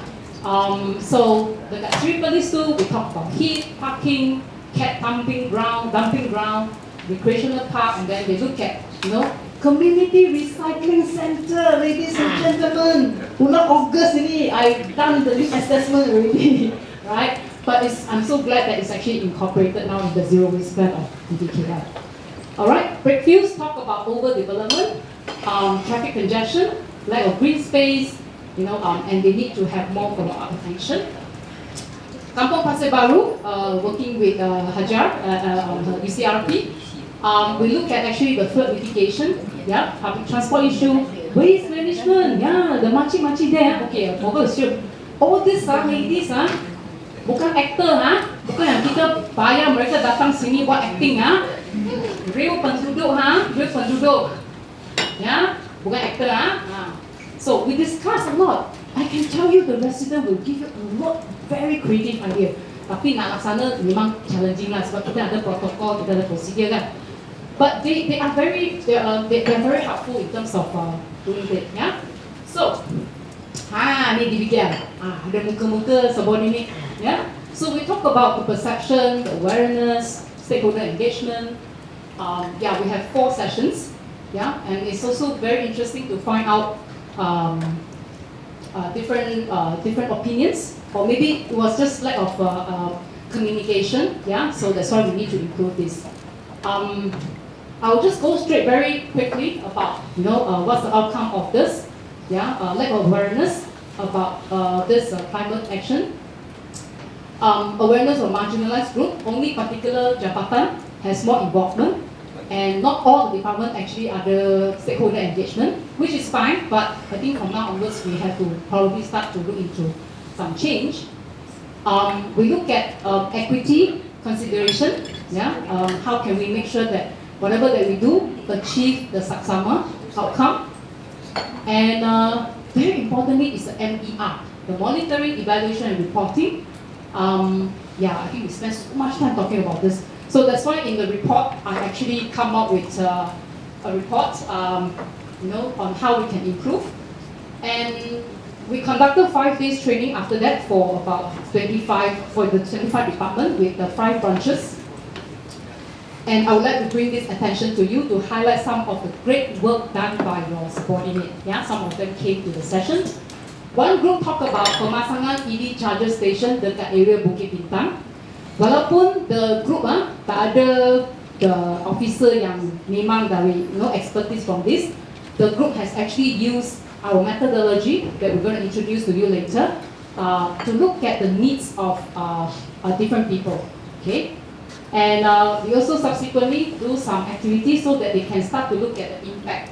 Yeah, impact. And this will tie back to outcome-based budgeting. Ladies and gentlemen, sesiapa yang more sensitive, you think kewangan is important, this is part of the communication that kewangan probably would really need from you in terms of justifying the funds. Yeah. Pengurusan sisa, yes, this was the one that we did in November. I remember I was hoping JCAS was present, but I think you have the same meeting to talk about zero waste plan at the same day. So what happened to this group is I even have enforcement officer who actually dalam discussion about this smart waste, waste management. So without expert dalam group, I can tell you, I was so moved by the officer punya understanding and passion, to see how they can help in terms of, come up with ideas and all that. Yeah. So that's why the reason why I bring up this is because it is no longer just one department isolation. Yeah. If the officer from Penguat Kuasa can talk to me, can tell us about waste management across the board, I can tell you this is a thumbs up of DBKL. So it's not about JCAS only talk about waste management, transport talk about go KL saja. I think we need to really capacitate our officer to be very able to look at everything as integrative. Yeah. Kebun Kejiranan, our very famous LA21 initiative. Although there are banyak sangat community engagement yang telah dilaksanakan, tapi dari segi MER, there is still a lot of areas that we can do together. And this is the Go KL EV bus, very cantik because it's done by women, very cantik kan? Then lah, before that bukan ada wanita dalam group, so that's why sometimes you see, women do very organized work, so we need, men and women, we need to complement, and I think we can do a lot better job, when we have the right people at the right place. Okay, so same thing, and this is where we have the outcome of report. This report, I think 100 pages. Not sure whether you really want to I mean, JPRP has a report. Probably you already seen some of it. I will not go through it, but I just want to share with you all this work that we have done. We also recommended today's session, which is the organizational buy-in and alignment, because I can sense the passion of your officer during the training. Let me be very frank with you. I think most of them are in their mid-30s, or even some of them are in their 40s. After we talk about this climate issue, this livelihood issue, your officers are mata terang one. Yeah, they really wish to do something. Yeah, tapi kalau punya training dekat level sana saja, susah lah, So I pun berani, I propose, we have to actually have, I would like to have this conversation and this sharing and understanding across the board, and hopefully we can speed up in terms of how we want to adapt the plan. All right, ladies and gentlemen, are you still okay with me? Yes. Good. Can we move on? Yes. We still want to finish before 1, right? Okay. Thank you so much. Part 4. Wait. Nak sikit sekejap, Okay. Ni baru nak masuk agenda. Tadi 1, 2, 3 tu intro saja. Sabar ya, tuan-tuan dan puan-puan. I told you I will do my best. Yeah, I will do my best. Okay. Equity is about opportunity, to get access and benefit from the climate action. Picture ni a bit dark. Okay. I sengaja ambil picture ni sebab Source Energy is a social enterprise that train orang asli kids, youth lah, pemuda orang asli. Dia orang dekat Kuala Lumpur, tapi orang asli tak ada kampung kat sini kan. So they have to train the youth. Sebab orang asli kebanyakan mereka akademik tak berapa bagus, so dia orang tak masuk universiti. So they need to learn about vocational skill. So this is a social enterprise that they train orang asli pemuda, the youth, to become solar panel technician. Yep. Okay. And of course, they go to community, kampung, or even I think Bandar also, some solar panel punya job. So this is an example of how green job it can be created and also benefit budak-budak orang asli. Walaupun mereka tak duduk dekat KL, dia punya IC bukan 14, anak-anak saya 14 lah center kan. Walaupun mereka bukan wakil kota yang ber-IC 14 kat tengah tu, tapi they come here for rezeki. Betul tak? And sometimes this kind of job they are more willing to do because dia lebih kepada vocational. Dia takkan sit in this bilik lembaga ni mungkin tapi one day maybe we will have orang asli rep. Never know kan? Never know.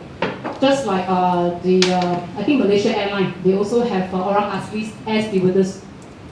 Cantik. Ni semua nak side talk ni, okay. Alright, and inclusivity means we need to identify and engage sesiapa yang terpinggir and most likely kena banyak kesan atau impact yang sangat besar. Okay, so we need to make sure we include them in our planning. Cerita apple tree. Okay, ni. So we talk about inequality. Tadi nampak kan, budak tak dapat apple kan? Everybody still follow me? Yes. Good. Are you the dapat apple ke? That's like most of us. I think we are still here, Still here. So then how can we do? So if we want to do equal, semua orang sama rata. How? Bagilah tangga. Semua orang dapat tangga yang sama.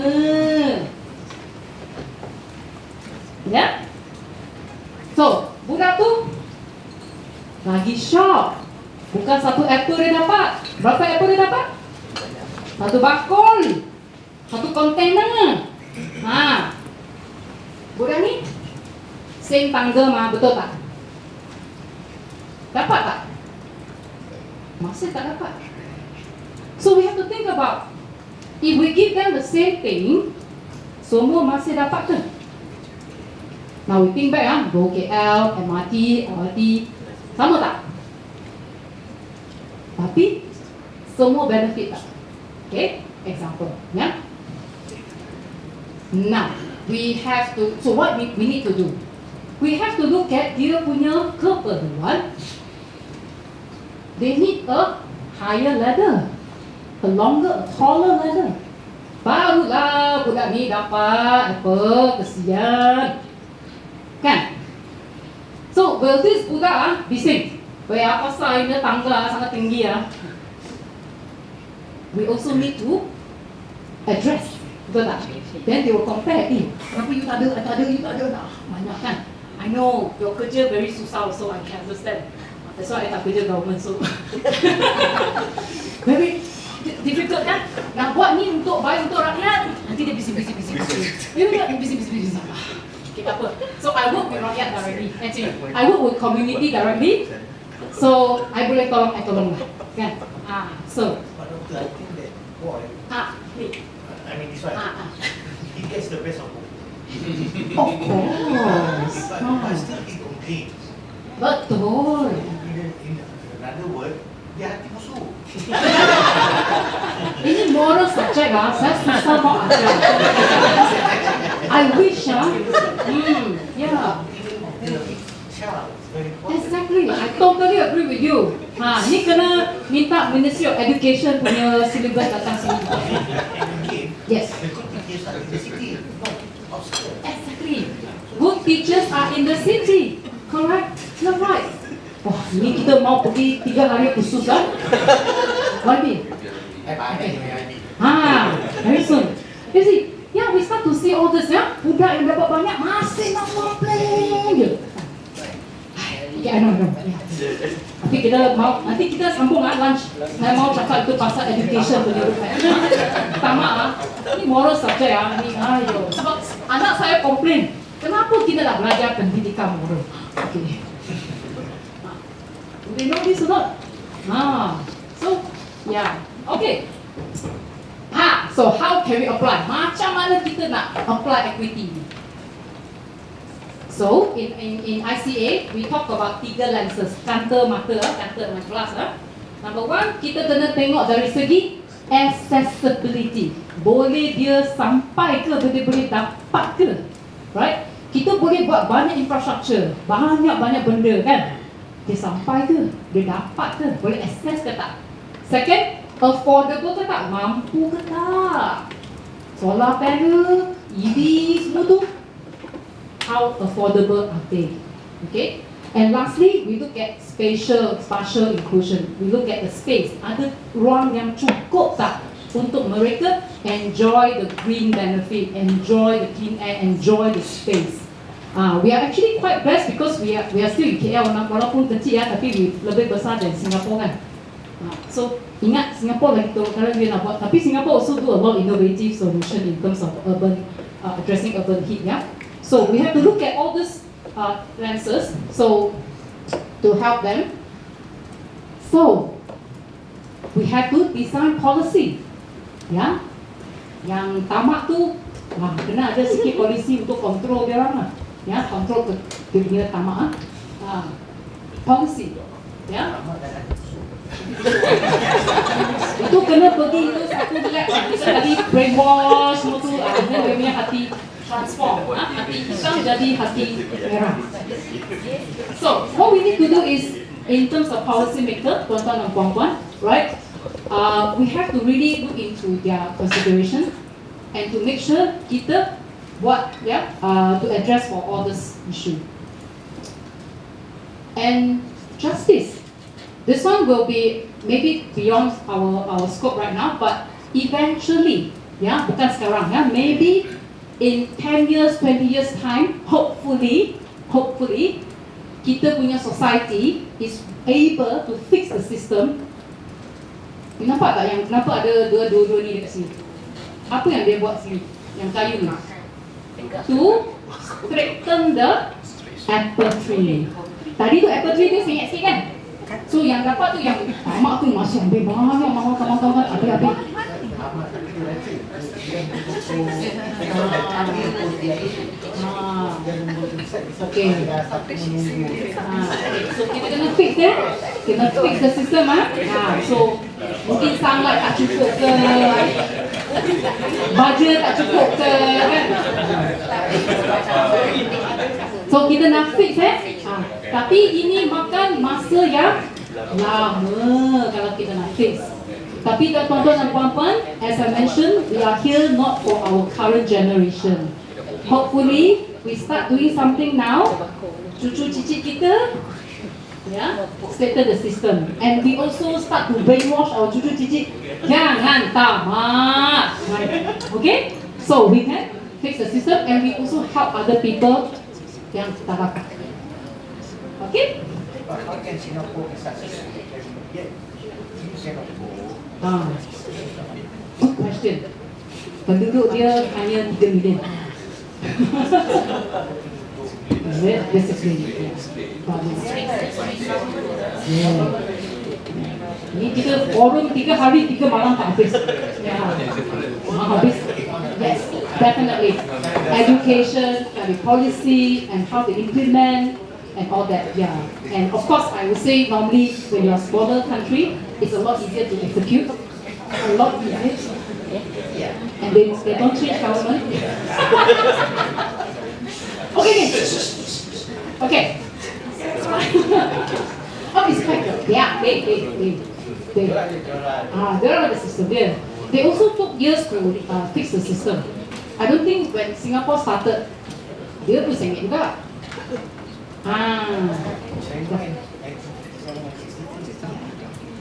Also a lot of people. I so love to have more forum video, tapi timers program checks me tak habis-habis. Ni yang nak sikit ni. Okay. Okay. Memang. Aktiviti ni, sebenarnya kita kena turun ke dataran.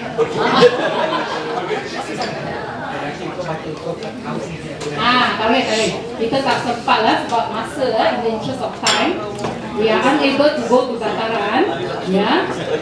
But I just want to share with you this. You will get a card. Tapi rahsia. Jangan bagi rasa di awal rahsia. You will get a card, ladies and gentlemen. Okay. We cannot walk, but we will try to imagine. So, yang card tu, you ada identity you. Jangan bagi tahu. Rahsia. Okay. So, imagine. Dalam bilik ni, depan sini is move forward. Kita line up. Kita imagine. Kita line up dekat center. Semua face saja. Imagine everybody imagine. Boleh imagine tak? Boleh Mau tutup mata pun boleh tutup mata. We can imagine many things. Yes, very good.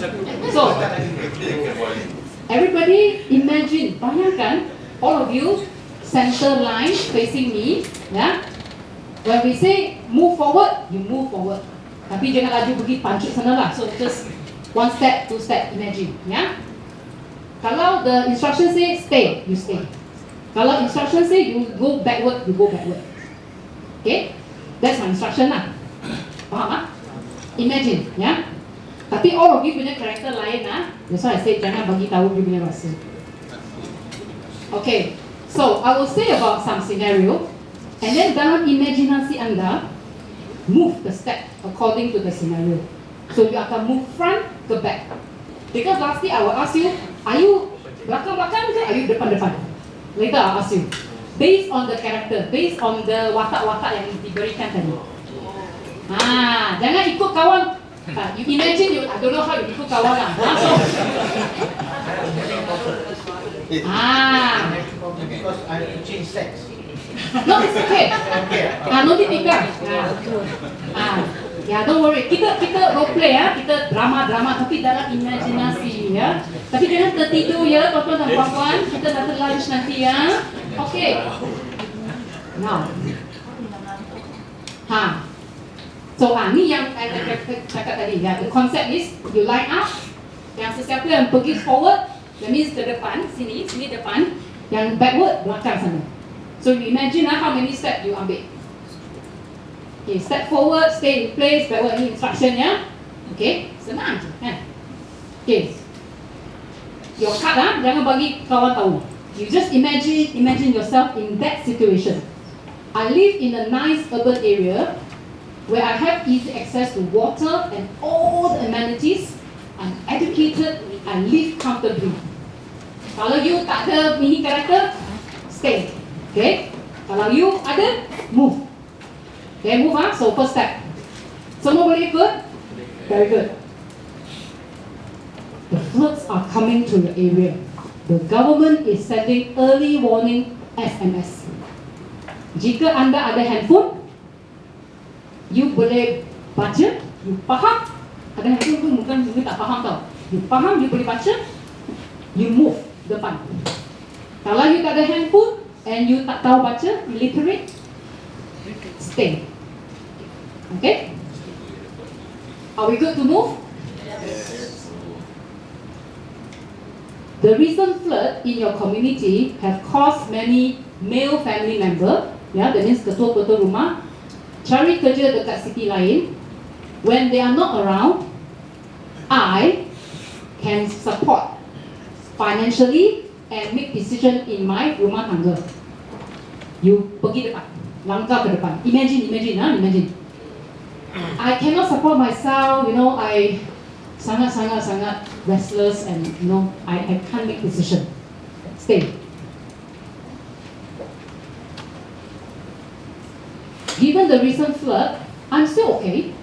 I live in the area where clean water is available all year round and easily accessible. Okay? Boleh dapat air? Jika you punya karakter kata you sendiri ada situation, stay. I have a laptop or computer with internet access, giving me access to a lot of information. Yang ada komputer tu depan. Yang tak ada tu stay. Kesian, mesti ada orang tak pernah move kan? Okay. I know. Nanti I nak ajak satu orang. I get to meet the government officials. Can influence local government plan for my neighborhood, and I actively contribute to decision making. I kenal the officer, I can move. Yang tak ada, stay. There has been a sharp increase in inflation. Barang-barang semua naik, harga semua naik. Food and petrol price, across the country. I need to reduce expenses to cut down my household need. Step backward, belakang. Pergi belakang 2 step. Tak ada effect, relax je. Inflation, it's okay. Stay. Okay, last one. If a disaster strike my community, landslide ke, fire ke, anything, I can easily escape without any social cultural barriers stopping me. I can run, go forward, cannot do anything, stay. Okay, ladies and gentlemen, siapa masih stay sampai sekarang? Ada tak? Ada gerak. Mesti ada. Yes, we have one gentleman here. Sini depan. Ada yang lebih belakang tak? Ada. Ada yang sangat depan ready sampai like depan screen. Yeah. Okay. Because we don't have the time, so we don't really go through it. But I just want you to imagine. Yeah. Are you the one that keep moving forward when I have this scenario? Tapi the character yang you dapat tu, kalau anda adalah dia, what would happen to him or her? Step back, tak rapat semua tu, okay? Yeah, so imagine if our climate action is not really inclusive, that will continue to happen. Okay, so with that, we don't need to go to dataran, we can still enjoy aircon while doing this activity. Tapi, nak tak main activity ni next time? Tak nak, panas. Okay, tak apa-apa. Dia susah mau But it's true, some of your officers who attended, Weh, sudah mau nangis sudah cakap. Betul, not kidding, betul. Sebab we need to start to think in their shoes, regardless of what we do.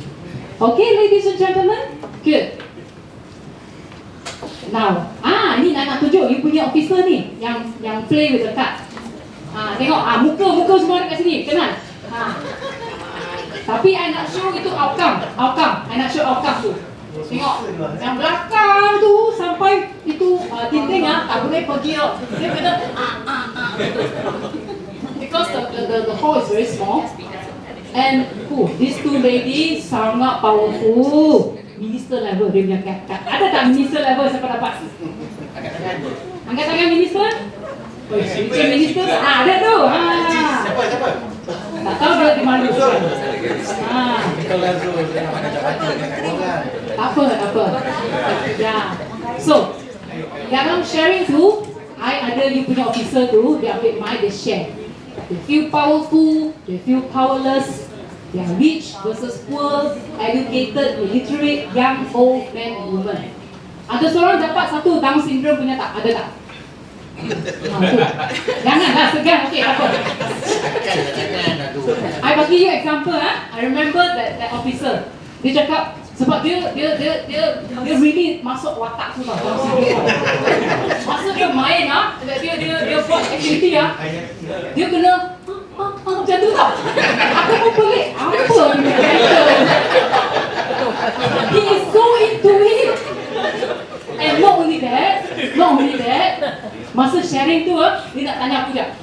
So when I share when I'm Down syndrome tu not Down syndrome.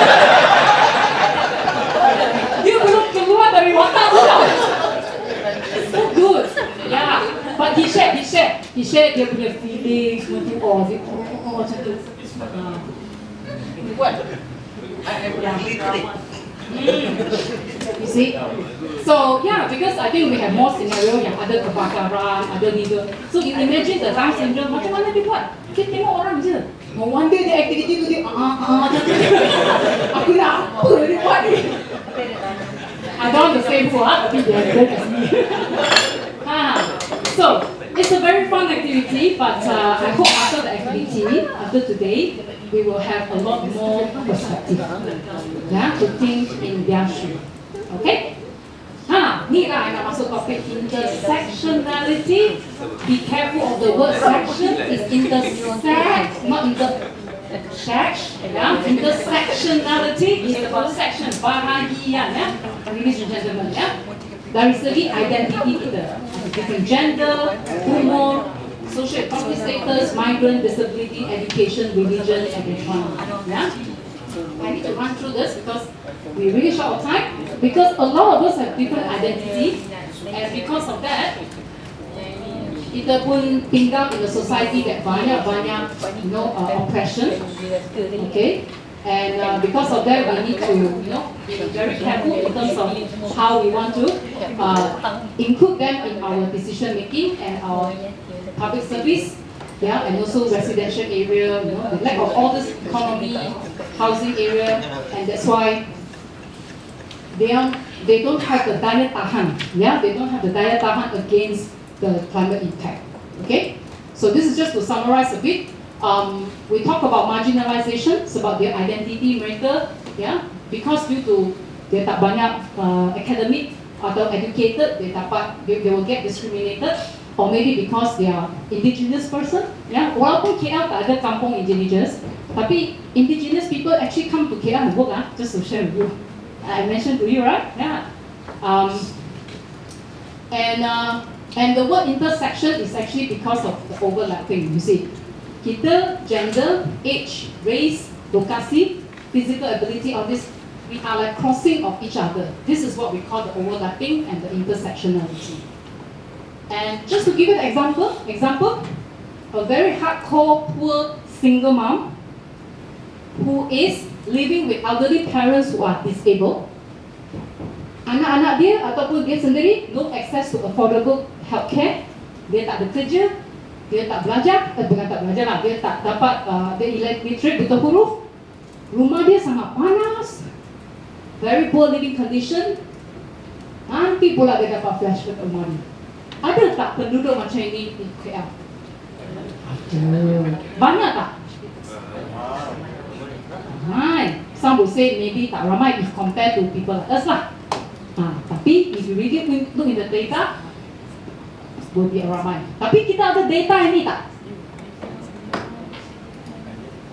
Ada, tapi kena push sini, push sana, tengok macam-macam ya. Most of the data is by income level ataupun status perkahwinan, census, okay. So the data is something that we really need to look at if we want to do a better plan. And this is something more on the global side, where global, not just Kuala Lumpur, but many cities has already signed this global Green New Deal. That we really look at climate justice, and we want to have clean air, adequate wages, and good green jobs. And just now, C40 Director Sheikh Murali mentioned about just transition. Yang just ni bukan just to it punya just bukan Nike yang just ni fair So what do we mean by just transition? Just now Dr. Sri mentioned about we need to have more intellectual discussion with the global people don't just talk about family and durian and nasi lemak kan. So we have to talk about global thing. This is something that I wish to also share with you. The whole global is actually looking at this transition of creating a just economy. And what we mean by just transition is that it's a process from transiting from carbon intensive. Tengok brown color ni kan, sedih tak? The pokok pun sudah mati, everything pun also look very sad. From the very carbon intensive to a zero emission economy.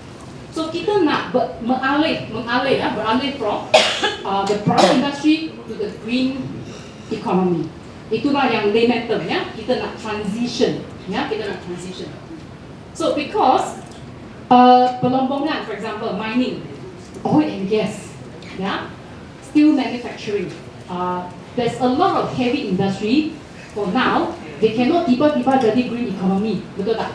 Nanti they will lose their job, they lose their business. The whole world still need their, gas. They still need their steel.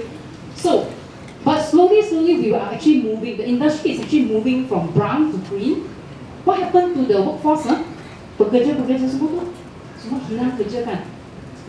Dia tak boleh suddenly from oil and gas dia tukar jadi solar only.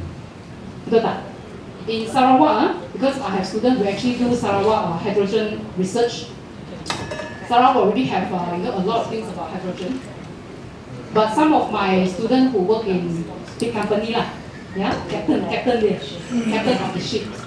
He told me Doctor, can you slow down your climate agenda? Dia takut lost job juga, betul tak? But they know the transition will not take 5 years, maybe 50 years. So implikasi dia, tell your son, don't study oil and gas. Tell your son, study renewable energy. Betul tak? Yes, it will move. It will not have a high impact now. Tapi the whole industry is moving because we know global warming is not trivial anymore. Okay, ladies and gentlemen, so the reskilling and upskilling sangat-sangat penting. Walaupun saya sudah mau pension, takkan tak pergi belajar solar. Right? I dah oil and gas 50 tahun. Takkan tiba-tiba pergi belajar solar. So let the young people, I believe you have your children or your grandchildren is looking into what is the future prospect. Go for the green economy, green jobs and whatnot. Because the whole world is shifting to that. But at the same time, we also have to take care of the people who may lose their job. So we need to reskill and upskill them. Okay? Right, because eventually we want to protect the livelihood and make sure semua orang ada kerja. Right? And this is part of the National Energy Transition Roadmap as well by NRES. So renewable energy is one of it. Solar is just one of it. Ada banyak lagi. Ada wind farm and all that. Just to share with you, because another group of my students, do you know Malaysia actually has a large group of engineers who work for wind farm company. Tapi kat Malaysia tak ada wind mill kan? Tapi actually there's quite few big company here that still hiring Malaysian engineers. So these engineers has already started to transition from oil and gas to wind farm and all that. So memang potensi because the world needs of renewable energy memang is there. Okay, and next thing, something we talk about waste management, but I think we're gonna have another 2 days to talk about. So there's so many economy and also innovation we can do for waste management. So hopefully this will bring more impact change, yeah, and we will move from exploitation, extraction to a more sustainable, regenerative kind of economy. So how can cities support? We need to prioritize funding for energy efficiency, adaptation. National level can create subsidy, incentive, so that people will start to move, start to transition, yeah, beralih dari brown to green. And our Kuala Lumpur, we have a few more, yeah? Employment, the skill gap, housing, health, and all that. So now, do you feel it is important for everybody? Yeah, so it's no longer just create satu kebun dekat Setiawangsa, yeah. It's no longer just a small action, yeah. So this is something that I hope we can do together. Ni dia tak nak lunch ni. Okay. Okay, I really need to go through because section 5. This is something that I need to brief you. Tuan-tuan dan puan-puan, you are the leaders of the city governance, and therefore how can we incorporate this is we will go through the strategic action. Yes, we can do. So my colleague is going to share with you something about. We have a little puzzle game. 3 of you in one group. 3 of you in one group. No need to move lah. Just kawan next door. Jiran.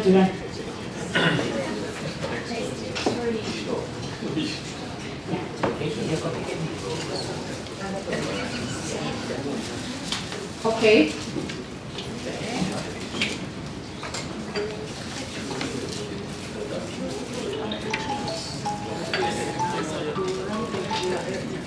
Three person or 2 person, I think the last 2 will be 2 person. You will dapat satu base, yeah.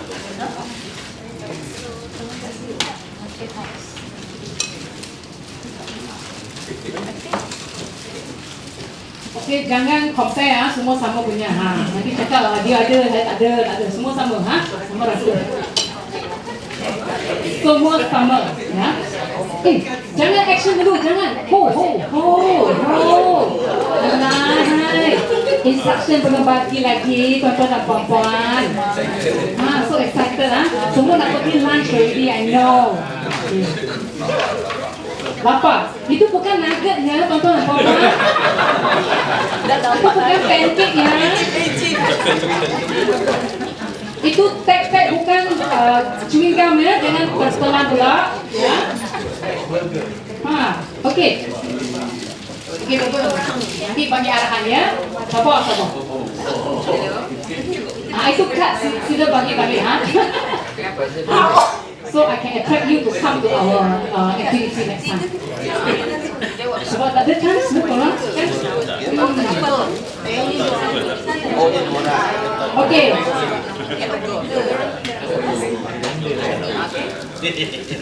Alright. Okay, sabar. Semua excited ni. Okay. May I have your attention please? Yes. Okay. So, jangan rasa panic that as in whatever I mentioned about inclusive, kita belum start lagi, kita belum buat lagi. Don't worry. Tapi jangan happy, ya. Sebab it's not good, right? Kalau kita belum start. So don't worry means sebenarnya global city pun ramai juga belum incorporate the social justice. Tapi semua sekarang berlumba-lumba already sebab semua nak jadi role model, ya. So among South Asia, I think Kuala Lumpur we have we have a lot more opportunity and resources. I think we should do a lot better. Yeah. Okay, we need to be inclusive because no one left behind. Inclusive, kita kena make sure all the voices concern everyone ada included. We need to come up with inclusive planning. Ya, nanti aktiviti itu ada mengenai inclusive planning. And equitable impact, nanti we'll talk about equitable impact. Okay, this is one of the movement dekat France. Tengok, walaupun dekat France, negara Perancis tu advance tak? Advance. Dia pun banyak diversity, inclusion punya agenda kan. Tapi dalam Gillette Jones movement ni, saya tak tahu lah macam mana pronounce, tapi Gillette Jones movement ni, so bukan John tu, Jones ke. Anyway, dia translation yellow jacket. Yeah, you will see the people here, they are wearing the yellow jacket. Mereka bagi protes. Protes kenapa? Sebab the government nak propose tax and diesel for petrol for green energy transition. So siapa akan kena the impact? These people, right? Because they are from the low income group, you know. So they protest sampai President Macron, Macron cancel the proposal. Okay. So again, right? We learn from other cities. Right? No matter how progressive or how advanced they are already, they still have, probably overlook as well, the impact of certain policies and implementation. Yeah, so I just want to bring this case study to share with you. And in Edinburgh, Scotland, because they want to do the low emission zone, very likely KL one day maybe this will happen. So we also need to look into, how about those who are affected by the job. Yeah, workers affected by low emission zone and all that. Okay, so because they want to ban the dirty vehicle, to enter the city. But what about employees or workers, that couldn't actually get away or have to suddenly they change to EV, everybody, right? So there's a lot of issues, a lot of angles that we need to start to look at. So you see, all these advanced countries also they got this challenge, So all this case study will be useful for us for reference. And Barcelona, not sangat advanced, tapi also about developing, and also they are very progressive. In fact, I just came back from Barcelona last month, March. I guna dia go KL bus, bukan ada go Barcelona bus. Yeah, go Barcelona, very very very useful. So as a tourist, I just use my visa to wave lah, very senang. Yeah. So so what they do is actually they do energy assessment among the people who cannot afford who has energy poverty, right? So when they implement this, the people, the rakyat, the household, they save money, right? Reduced by 19%.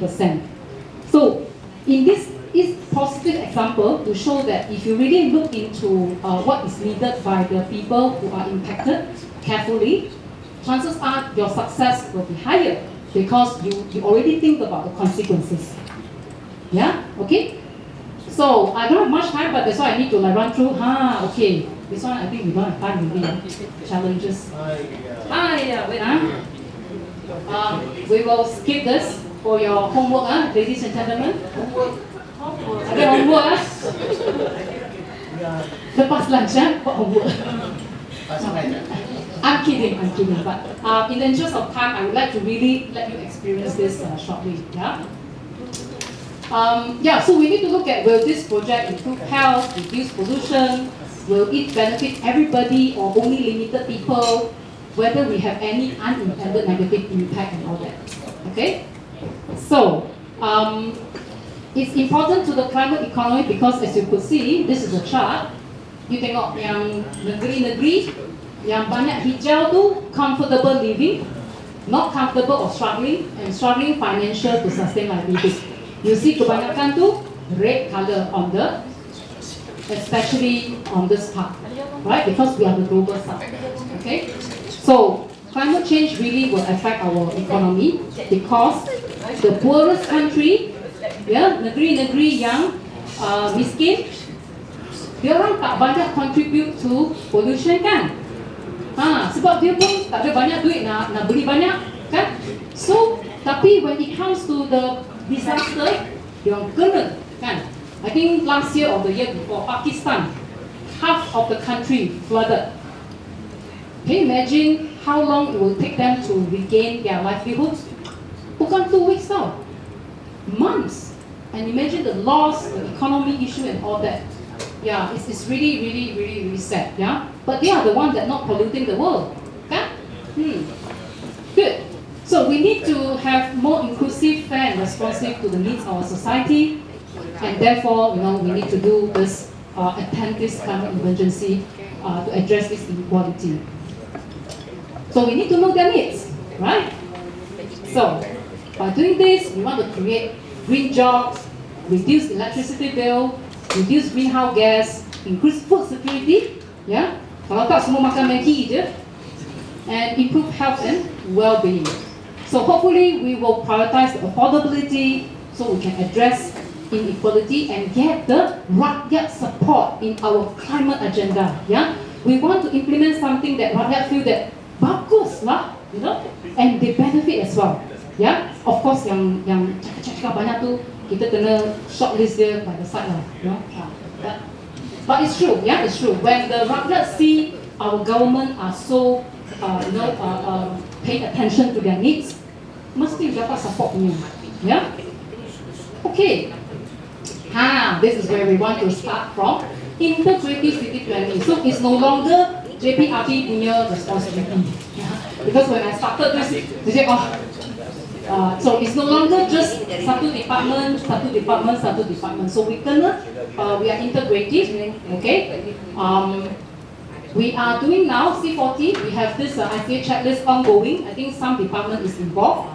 Kewangan, admin, and community. Yeah. So the process will have these 3 pillars: kena inclusive, equitable, and kita kena measure impact. Measure impact. Ladies and gentlemen, this is what we are doing. The roda impian. Ya. Ini kena tentang quiz tu. So you have something on the table now. Satu roda, ya, yang suruh take action. Kan? This one, everybody has it? Okay. Good. Some class student, very good student, A student sudah start working. Tengok.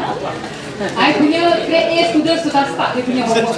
Cepat kali, Still there. What? Itulah. Tengok. Tak dengar arahan, Ni dapat A. Ni dapat 12A punya tu. 12A. Okay. Instruction, puzzle je. Just match the color. Then you ada the tag tu kan, the rubber punya tag tu stick kat belakang. Ya.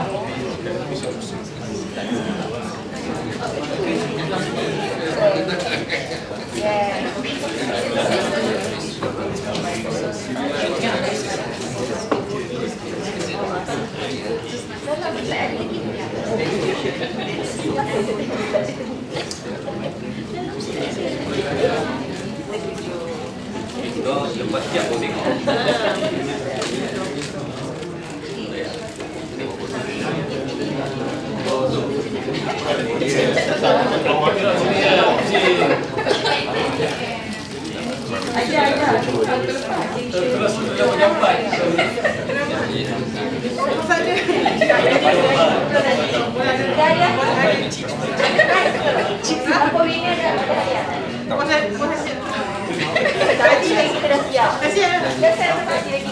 Yang dah siap tu, raise up your wheel, my colleague will come and check answer. Dah siap? Okay, check answer please. 3, 2,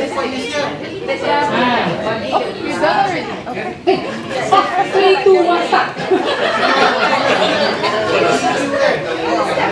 Itu budak 12A tu dah start. Sekejap. Baik dah. Yang 3 siap dah. Please see whether the answer correct or not. Betul answer. Cek. Tadi lagi dah siap. One try. Okay. Kita boleh jangan tiru ya. Cuba. Everybody cuba. Everybody cuba. Lama fikir. Cik Osmiza itu dia lama fikir. Sebab dia semua best. Dia semua best.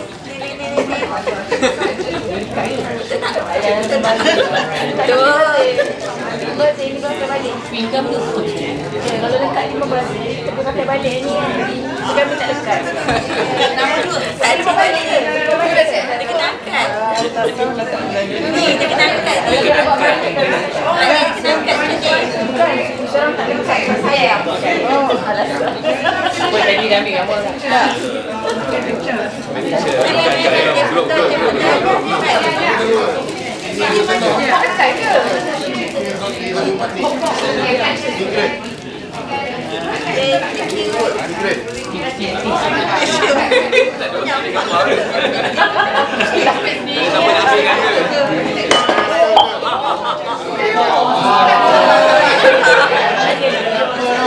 Very excited.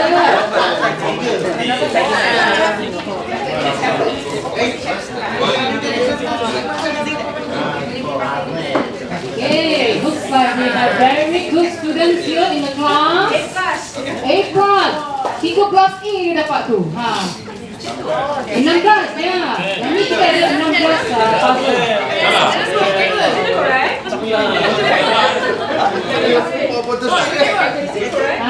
Ada sebelah pun nak import player. Sebab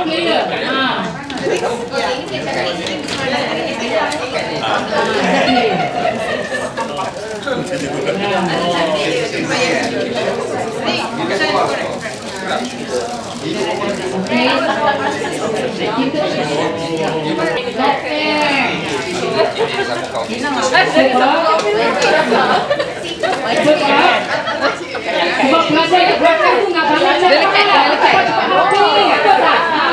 tahu akan gambar ada belakang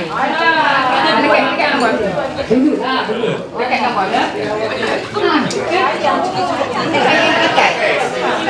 software score we got another 16A achiever 16A SPM baru 12 dia orang dapat 16.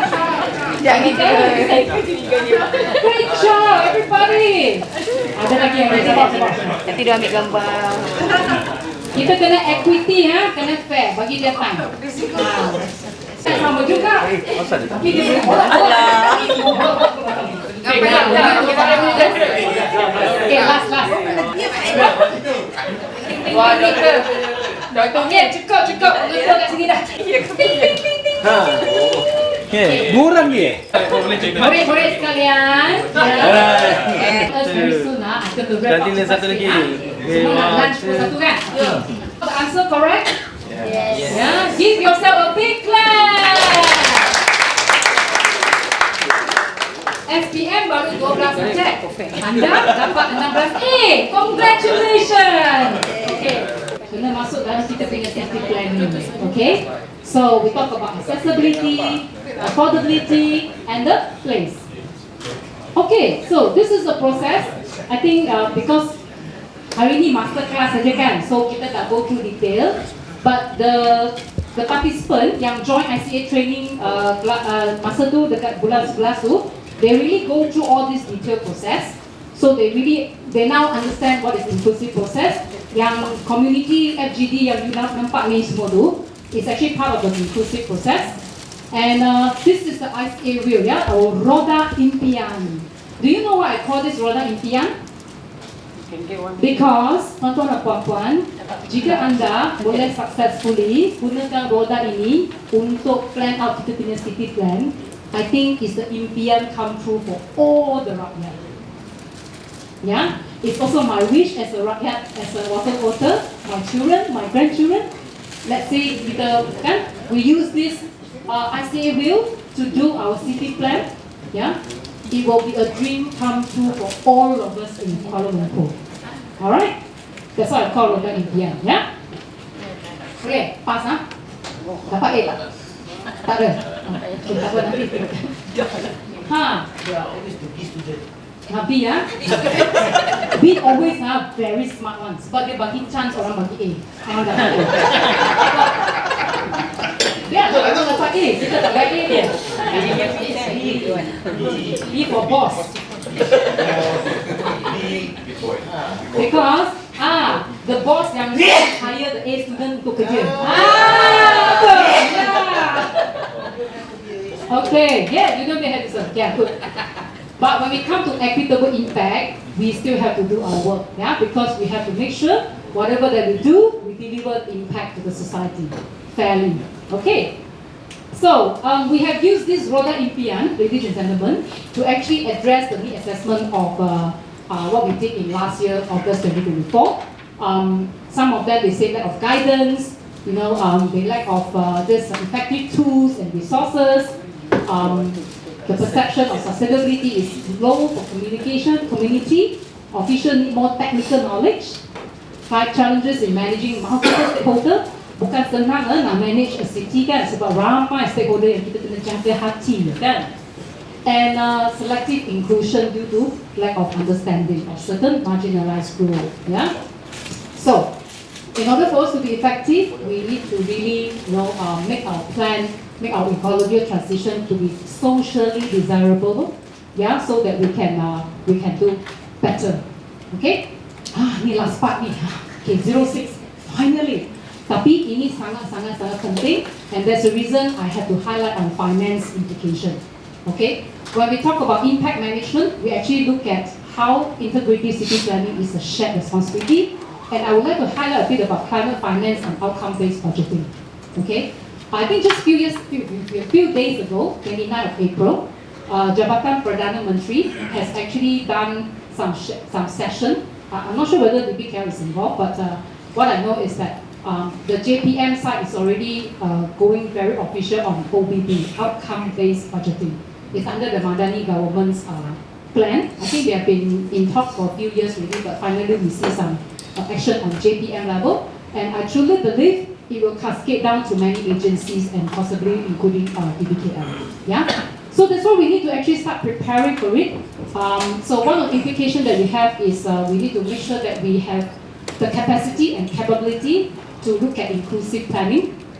The checklist is something that we are doing and co-developed with your department during the training. And just to share with you, one of the impact measurement, ini example, green infrastructure, macam mana kita nak setkan indicator. Kita kena output, outcome, impact, and macam mana impact ni distribute kepada example OKU. Yeah? So that they also enjoy, bukan setakat people like you and me enjoy such the green infrastructure. We have to actually look into the inclusive indicator. Ni kerja-kerja yang some of the jabatan, the pegawai who attended the training, what I told them to do is actually every department mapkan dia punya proses. Lepas tu, we see where is the gap. Di mana kita boleh masukkan inclusive indicator and di mana kita kena enhance kita punya impact measurement. Why is this important? It's not to make your life difficult, ladies and gentlemen. It's make your life easier later when we need to look into financing, budgeting, and etc. Okay, I will share with you why.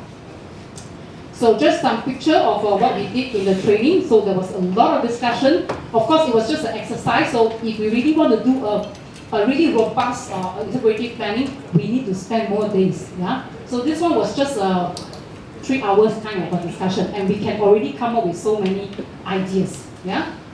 And yes, the implication is about climate finance. I think I have heard not just from DBKL but many public sector. Tak cukup duit, tak cukup budget, tak cukup this and that. Yes, we recognize. But on the other hand, my work with ESG related, I actually deal with public listed company. I deal with regulators. I was actually invited to also one of the discussion with the United Nations that talk about blended finance.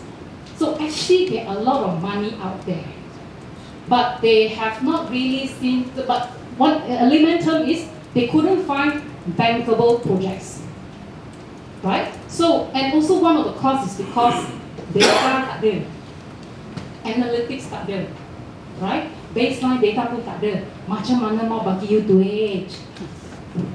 Elemental, yeah. Of course, if we are interested in this, I will have to speak to C40 and to see how we can talk about more about climate finance. But as we know, NRES is actually working on this national adaptation plan. I'm pretty sure DBKL disaster management or climate adaptation is involved. So they have to make sure that that the cost of inaction, the impact of GDP and jobs have to be addressed. And how can mobilize private capital? As I mentioned to you, the private sector dia orang pun takut climate change juga. Betul tak? Kalau dia punya asset, dia punya building, dia punya infrastructure also prone to climate, dia rugi lagi besar, betul tak? they are also very, very, very concerned. So they are willing to invest. But how to invest? How to execute? Banyak discussion, dialogue, and also data-driven kind of work has to be committed. Yeah? And lastly, private-public partnership. I think one of the, I want to mention, dekat Quezon City, a lot of people heard about our smart tunnel. Our smart tunnel is under PPP, yeah, to mitigate flood, isn't it? Everybody's so envious about our smart tunnel project. So how can we actually plan more infrastructure and climate resilient adaptation infrastructure based on PPP, yeah, to address this adaptation resilient more effectively for the city. So I believe there are more discussions, more intellectual discourse should be done between the private and the public, and of course for those private companies, especially the public listed company or even foreign company who has high stake in doing business in Kuala Lumpur, in Malaysia, they should actually come together and find some solution, explore some solution about it. So recently I have not really, we started to see some conversation, but to really bring everybody together, we really need a lot of muscles. Aku tak kuat lah, saya tak kuat sangat, so I only come here to share with you about possibility of this PPP and also this climate finance, because eventually, if we do well in our NER, our outcome-based budgeting, we should have continuous resources to help us to make this city a sustainable one. Okay. I will not spend too much time here to talk about, but I just want to highlight to you, just now Dato Sri talked about nature-based solution. I talked about data analytics and public-private collaboration agreement. Is because, if you look at that, kebanyakan the brown industry, remember, they actually take a lot of resources from nature to buat business. And this business is for all of us to enjoy. Betul tak? We all enjoy from the nature. Betul tak? Right? God has given us such good things, but through businesses, we also enjoy. And then the financial system, the bank, actually loan money or loan capital to all these businesses to make better business so that they can do more solution. But at the same time, we also create a lot of impact to the nature. Alright? So it's not a one-way street anymore. If you really look at that, we humans take so much from nature. Through the business, the bank got money to finance them. So now, how can we attract more money from the bank? Okay, any banker here, sorry. How can we, it's true, because they are also looking into green finance and climate finance. And then to invest back, and so that we can co-live with nature more sustainably. To logic, they're actually circular tau. Bukan one-way street saja. Okay? Due to limited time, I can't really talk so much on this, and I'm actually not expert of climate finance. I'm not expert of finance related, but I care because I have seen gaps between satu group yang cakap tak cukup duit, satu group ada duit tapi tak ada project yang bankable. Apalah dia orang ni? Bring them sit down here, one side sit here, one side sit here, talk, and bring them play the roda in the end. Then they should be able to know. Okay? It is because of lack of data, lack of understanding about what we are doing. Therefore, the risk assessment is not there. Yeah. So I am not very powerful yet, but I hope I can work with C40. We work with the governance and hopefully with the community as well, and to see how we can do this collectively. Okay. All right. Ni aku punya last slide dah. Are you still with me, ladies and gentlemen? Yeah. We have come to this far. Congratulations. I'll pat on myself, thank you. So, all right, what's next? ASEAN Summit is coming, and if you see the tagline, inclusivity and sustainability, the word inclusive is there. So, our urge is for you, ladies and gentlemen, leadership alignment on ICA implementation. I hope by now you understood why is it important, hopefully. And my wish, for Kuala Lumpur is that, not just mine, I think a lot of the KL citizens here with us, we hope Kuala Lumpur will be the role model for ASEAN or even global sub-city in championing climate action. If you have a chance to really listen to NRES Minister Nasmi, he's really, I mean, I got a lot of inspiration as well from that. But of course, there are so many other things we need to do. Yeah, not just the ministry only, because NRES still need to mobilize a lot of talent within the national agenda. Okay, so I hope by now you can start thinking about, among your respective departments, what are the long-term goals that your department will involve in compliance, in supporting the KL CAP 2050, yeah, to reduce 70% by 2030. I think that's quite a big goal. But on the short-term goal, meaning to say that, lepas hari ini, lepas lunch, what do you plan to do? Yeah, you can bring the Roda Indian back to the office, yeah, and start looking at it.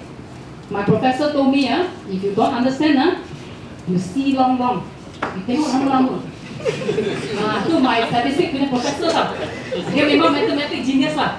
Aku tengok dia buat matematik, I blur. Tapi he told us, sebab dia tak tengok kita kan, dia cakap, okay, this one, you see long, you know one. So, if you like the Roda Impian, feel free to take home, but we will also send you the PDF, right? Tak faham, tak apa. Tengok dia, pandang dia. See long can see one. Okay? See long can see the answer one. Okay? But joke aside, this is hopefully something, collectively you can start exploring, looking at what are the small things that we can do starting from now. Okay, start with the small thing, yeah? And at the same time, we think of the long term. Alright, ladies and gentlemen. Okay, good. Okay, right. And now it's action time, yeah? Bukan actor, it's about the declare of action, yeah? We will wait for a while, yeah? But just to let you know, I think the Dr. Street will rejoin the meeting, and this is some of the part that we would like Dr. Street to share as well. Okay, right. Okay. Yeah. So we will do the signing part with the presence of Dr. Sri. But Dr. Sri will join in, right? Okay. Nanti sama-sama kita officiate, ya.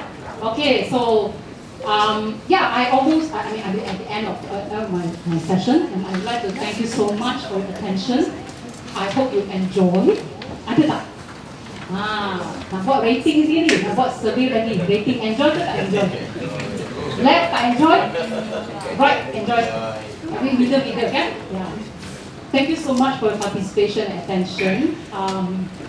I wish I could share more case studies and activity so that we can appreciate the principles more. But hopefully in the future we will have more session or even brainstorming or even how to see how we can implement this. We have the ICA checklist. We have all these different guidelines that's ongoing under C40 programs.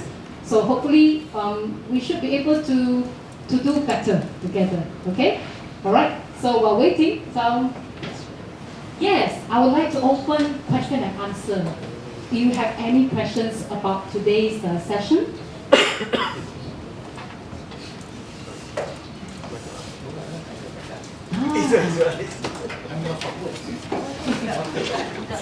Any questions? Maybe some of the concept I went through too fast, or you want to clarify, or you want to ask more about case studies, or things that some other cities are doing. Yeah, we have the C40 team here, Jean. Yeah, she works with quite a number of mayors around. Yeah, in the city, in the region. Yes.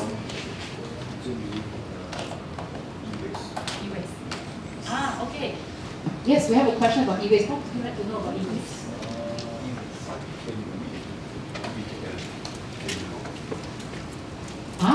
Okay. E-waste, good question.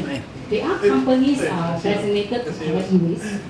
Dalam e-waste category pun, they are under different type of category. So, perhaps on DB Health side, we need to identify who are the collectors, but we also need to identify who collect and how regular to collect.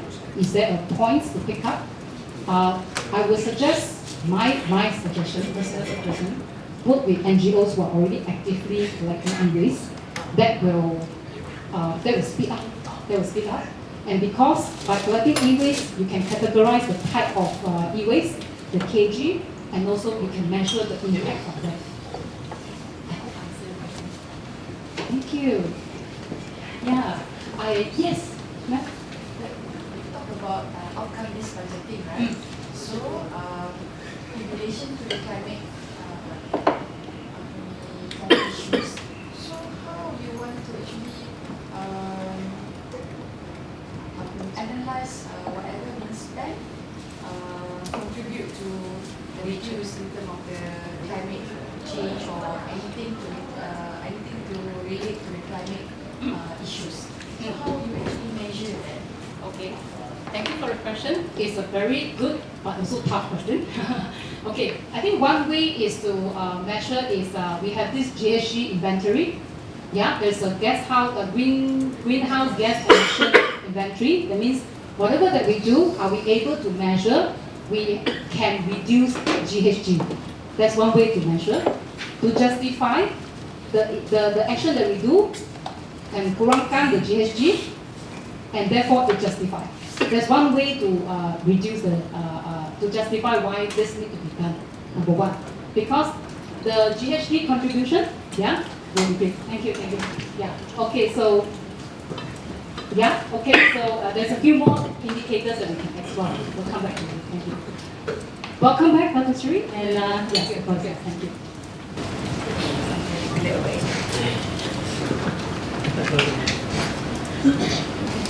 Terima kasih Formasi 40 kerana jaya juga menamatkan Masterclass on time. Dan kita ke sesi yang terakhir terusnya itu terpulang untuk menandatangan declare action yang mana HOD dan itu wakil jawatan telah tangan. So secara semuanya setelah kita berfungsi oleh program data, maknanya kita mungkinkan declare action pada jawab. Untuk sesi yang akan datang hari ini kita akan bincang seperti untuk pergi ke level law establishment dan dapat keputusan untuk Masterclass sama ada di IDB sendiri ataupun di lokasi-lokasi yang seterusnya. So yang kita ke slot terakhir iaitu mohon dan sebaik itu siapa dan kita sambil kemudian kita bergambar dan kemudian kita boleh tutup kemudian Masterclass kita.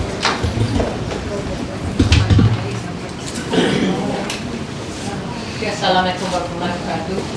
Selamat hari, salam sejahtera, salam sejahtera kepada semua. Rakan-rakan daripada KL dan daripada C40. Saya harap program daripada pagi tadi sampai ke pukul 1 ni manfaat lah. Saya tak pasti you all get any new knowledge ataupun sama je tak apa pun. Kita pun dah lama kita dah buat dah dulu action plan. Apa yang dibentangkan oleh security ini nothing new. Sometimes it's nothing new, it's nothing new, but it's whether we have done it or not, we have implemented it or not. Kata the policy is ialah daripada Paris Agreement lagi kan. It's lama, it's nothing new, but whether we have done something in DBKL, we have done a lot. I hope that this morning ada tak dibuat macam di akhir Masterclass pandangan ataupun adakah ini boleh seperti program Masterclass ni boleh dianjurkan lagi ataupun is waste of time. Itu pun kita nak minta Pak Dewan jugalah ada diedarkan. Contohnya selalunya setiap program akan ada at the end of the day, what is your assessment of the program? Diedarkan Tadi kita ada buat QR-kan. So saya mungkin IDB akan bincang seperti untuk come out dengan action ataupun outcome. Tadi kita ada buat outcome tu the comments. Is it still relevant or is it waste of time? There is no value added this Masterclass. Maybe the Masterclass is this program itself, the half a day. Topik tu another time. The proses yang kita nak buat ni saya harapkan ini kali masa saya di Datuk Bandar kali pertama adakah ini Masterclass ni tak boleh banyak ni dalam atas meja saya berlambak ni. Duduk dalam ni pun kepala duduk tengok kat meja ni. Dia apa ni? File-file tak ditanda tangan lagi. Oh, it's good that kita continue. Contohnya this masterclass mungkin dalam topik-topik yang lain. Adakah dia menyempaatkan? Adakah ditanya pada rakan-rakan kita sebab kita tak nak impose. Kita ni pertama kali kita perkenalkan, if you don't want to be to impose. Kalau yang ada dia punya kelebihan, ada dia punya advantage, maybe there's also another topic that we would like to have. But I'm having someone from maybe it's also the next, maybe the masterclass. If not masterclass, whoever would like to join by somewhere in,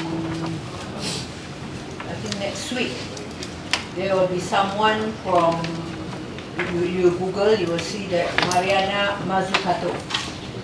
Mariana Mazzucato, dia bersama dengan saya masa di what we call it, Urban Council member ditubuhkan di London. I'm part of the member, but when I left UNBTEC, I stepped down.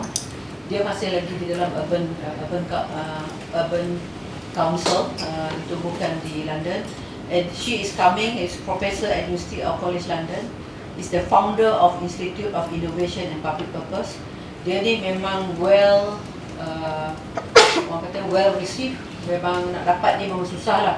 But the government of Malaysia is bringing her down for the Urban Biodiversity Conference 2025.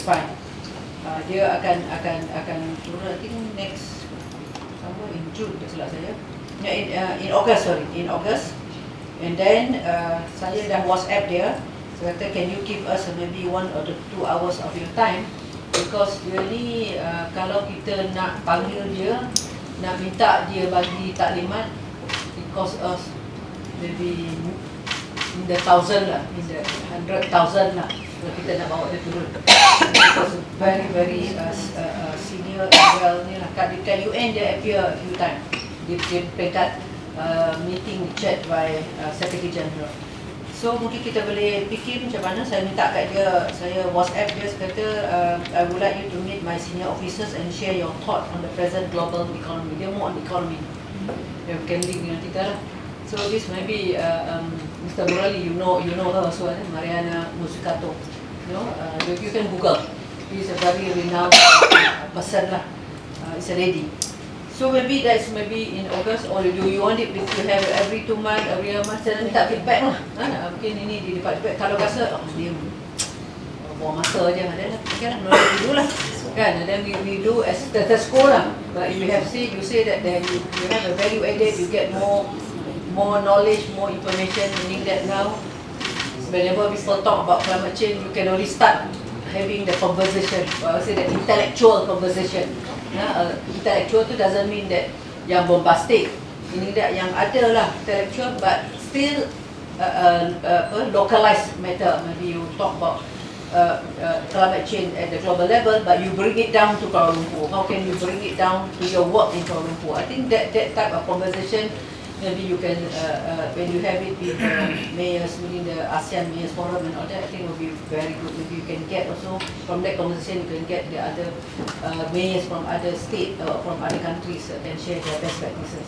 Inilah yang saya nak tengok lah. So, tengok kalau perlu, kita buat lagi. Kalau tak perlu, then maybe we can, or maybe you want to suggest ada topik or suggest other ways, maybe small group ke, tak nak duduk macam ni, boring ke, mengantuk ke, duduk dalam bilik ni kan. Tapi you give more ni lah, give more suggestions. Tu saya dah baca sebentar lalu, iltizam ni, memang kita beriltizam. Saya selalu maklumkan lah, jangan buat dua page macam ni, because satu page ni tak ada apa. Tiba-tiba you sign kat sini. So how can you normally never sign a blank like this. Kalau dalam surat menyurat pun jangan. The next page you sign. People can abuse and use it, your signature and put another one on top. always mungkin yang 4 dan 5 tu masukkan ke dalam page ni. So ini become sekali. Jangan ini saja nak tanda tangan. Macam ni saya tak tanda tangan. Nanti tanda tangan saya ni boleh jadi macam-macam ni. Bukan dalam ni tanda tangan dengan PPR Maimunah, IC number, everything. And you can use it for other purpose. Ini lain. So for security, I've been trained that never sign only one page of your signature. Betul lah? You never. Even in your daily work, never sign just one page like that. You always have something on top so that your signature is related to something. Ni bahaya ni, saya tak mau sign lain ni. Saya sign lain lah. Unless you orang sign, you bagilah. Front and back. Dia front back boleh ataupun macam ni pun boleh, tapi atas ni mesti ada mungkin ada Roman 4 dan Roman 5 ni masukkan dia. Ini juga special. Kami keping je. Oh, keping. Oh, di belakang. Bukan belakang. Yang belakang tu pun you kena letakkan page dan ni ya. Ni belakang tu walaupun depan belakang. Belakang tu mesti para Roman 4, Roman 5 kena letak atas. Dan dia lah tapi yang belakang yang 3, 4 tu letak atas nama tu. Ada? 3 Roman 3, 4 ni letak atas dalam tanda tangan. That shows that your signature is related to the climate change pledge. Kalau tidak nanti orang boleh bodoh ni. So saya tengok juga dia punya 1 sampai 5 ni bagus. Then I hope that after this mesti ketua jabatan mesti ada relate kat dengan dia punya kerja harian, dengan dia punya fokus, dengan dia punya local plan dan sebagainya untuk nak translate benda ni ke kerja harian kita.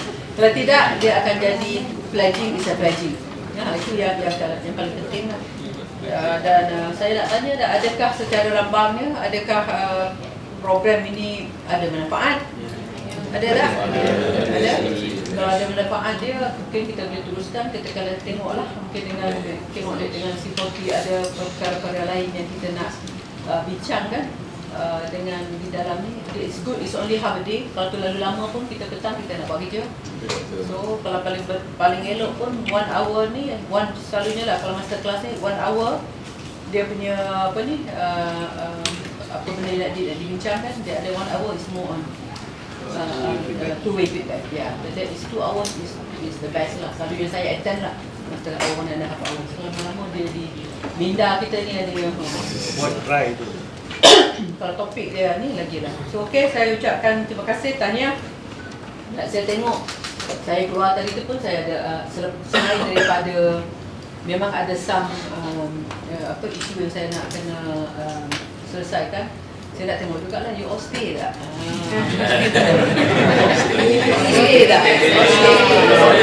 Ataupun tak ada ni, kita keluar sat lah. Memang you all keluar bukan you all konten, saya tahu you all keluar pergi tengok kerja harian you.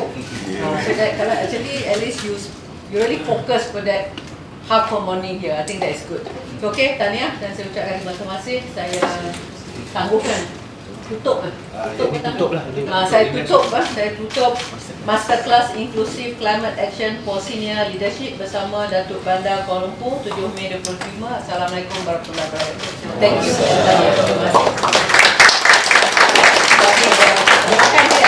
Terima kasih. Terima kasih.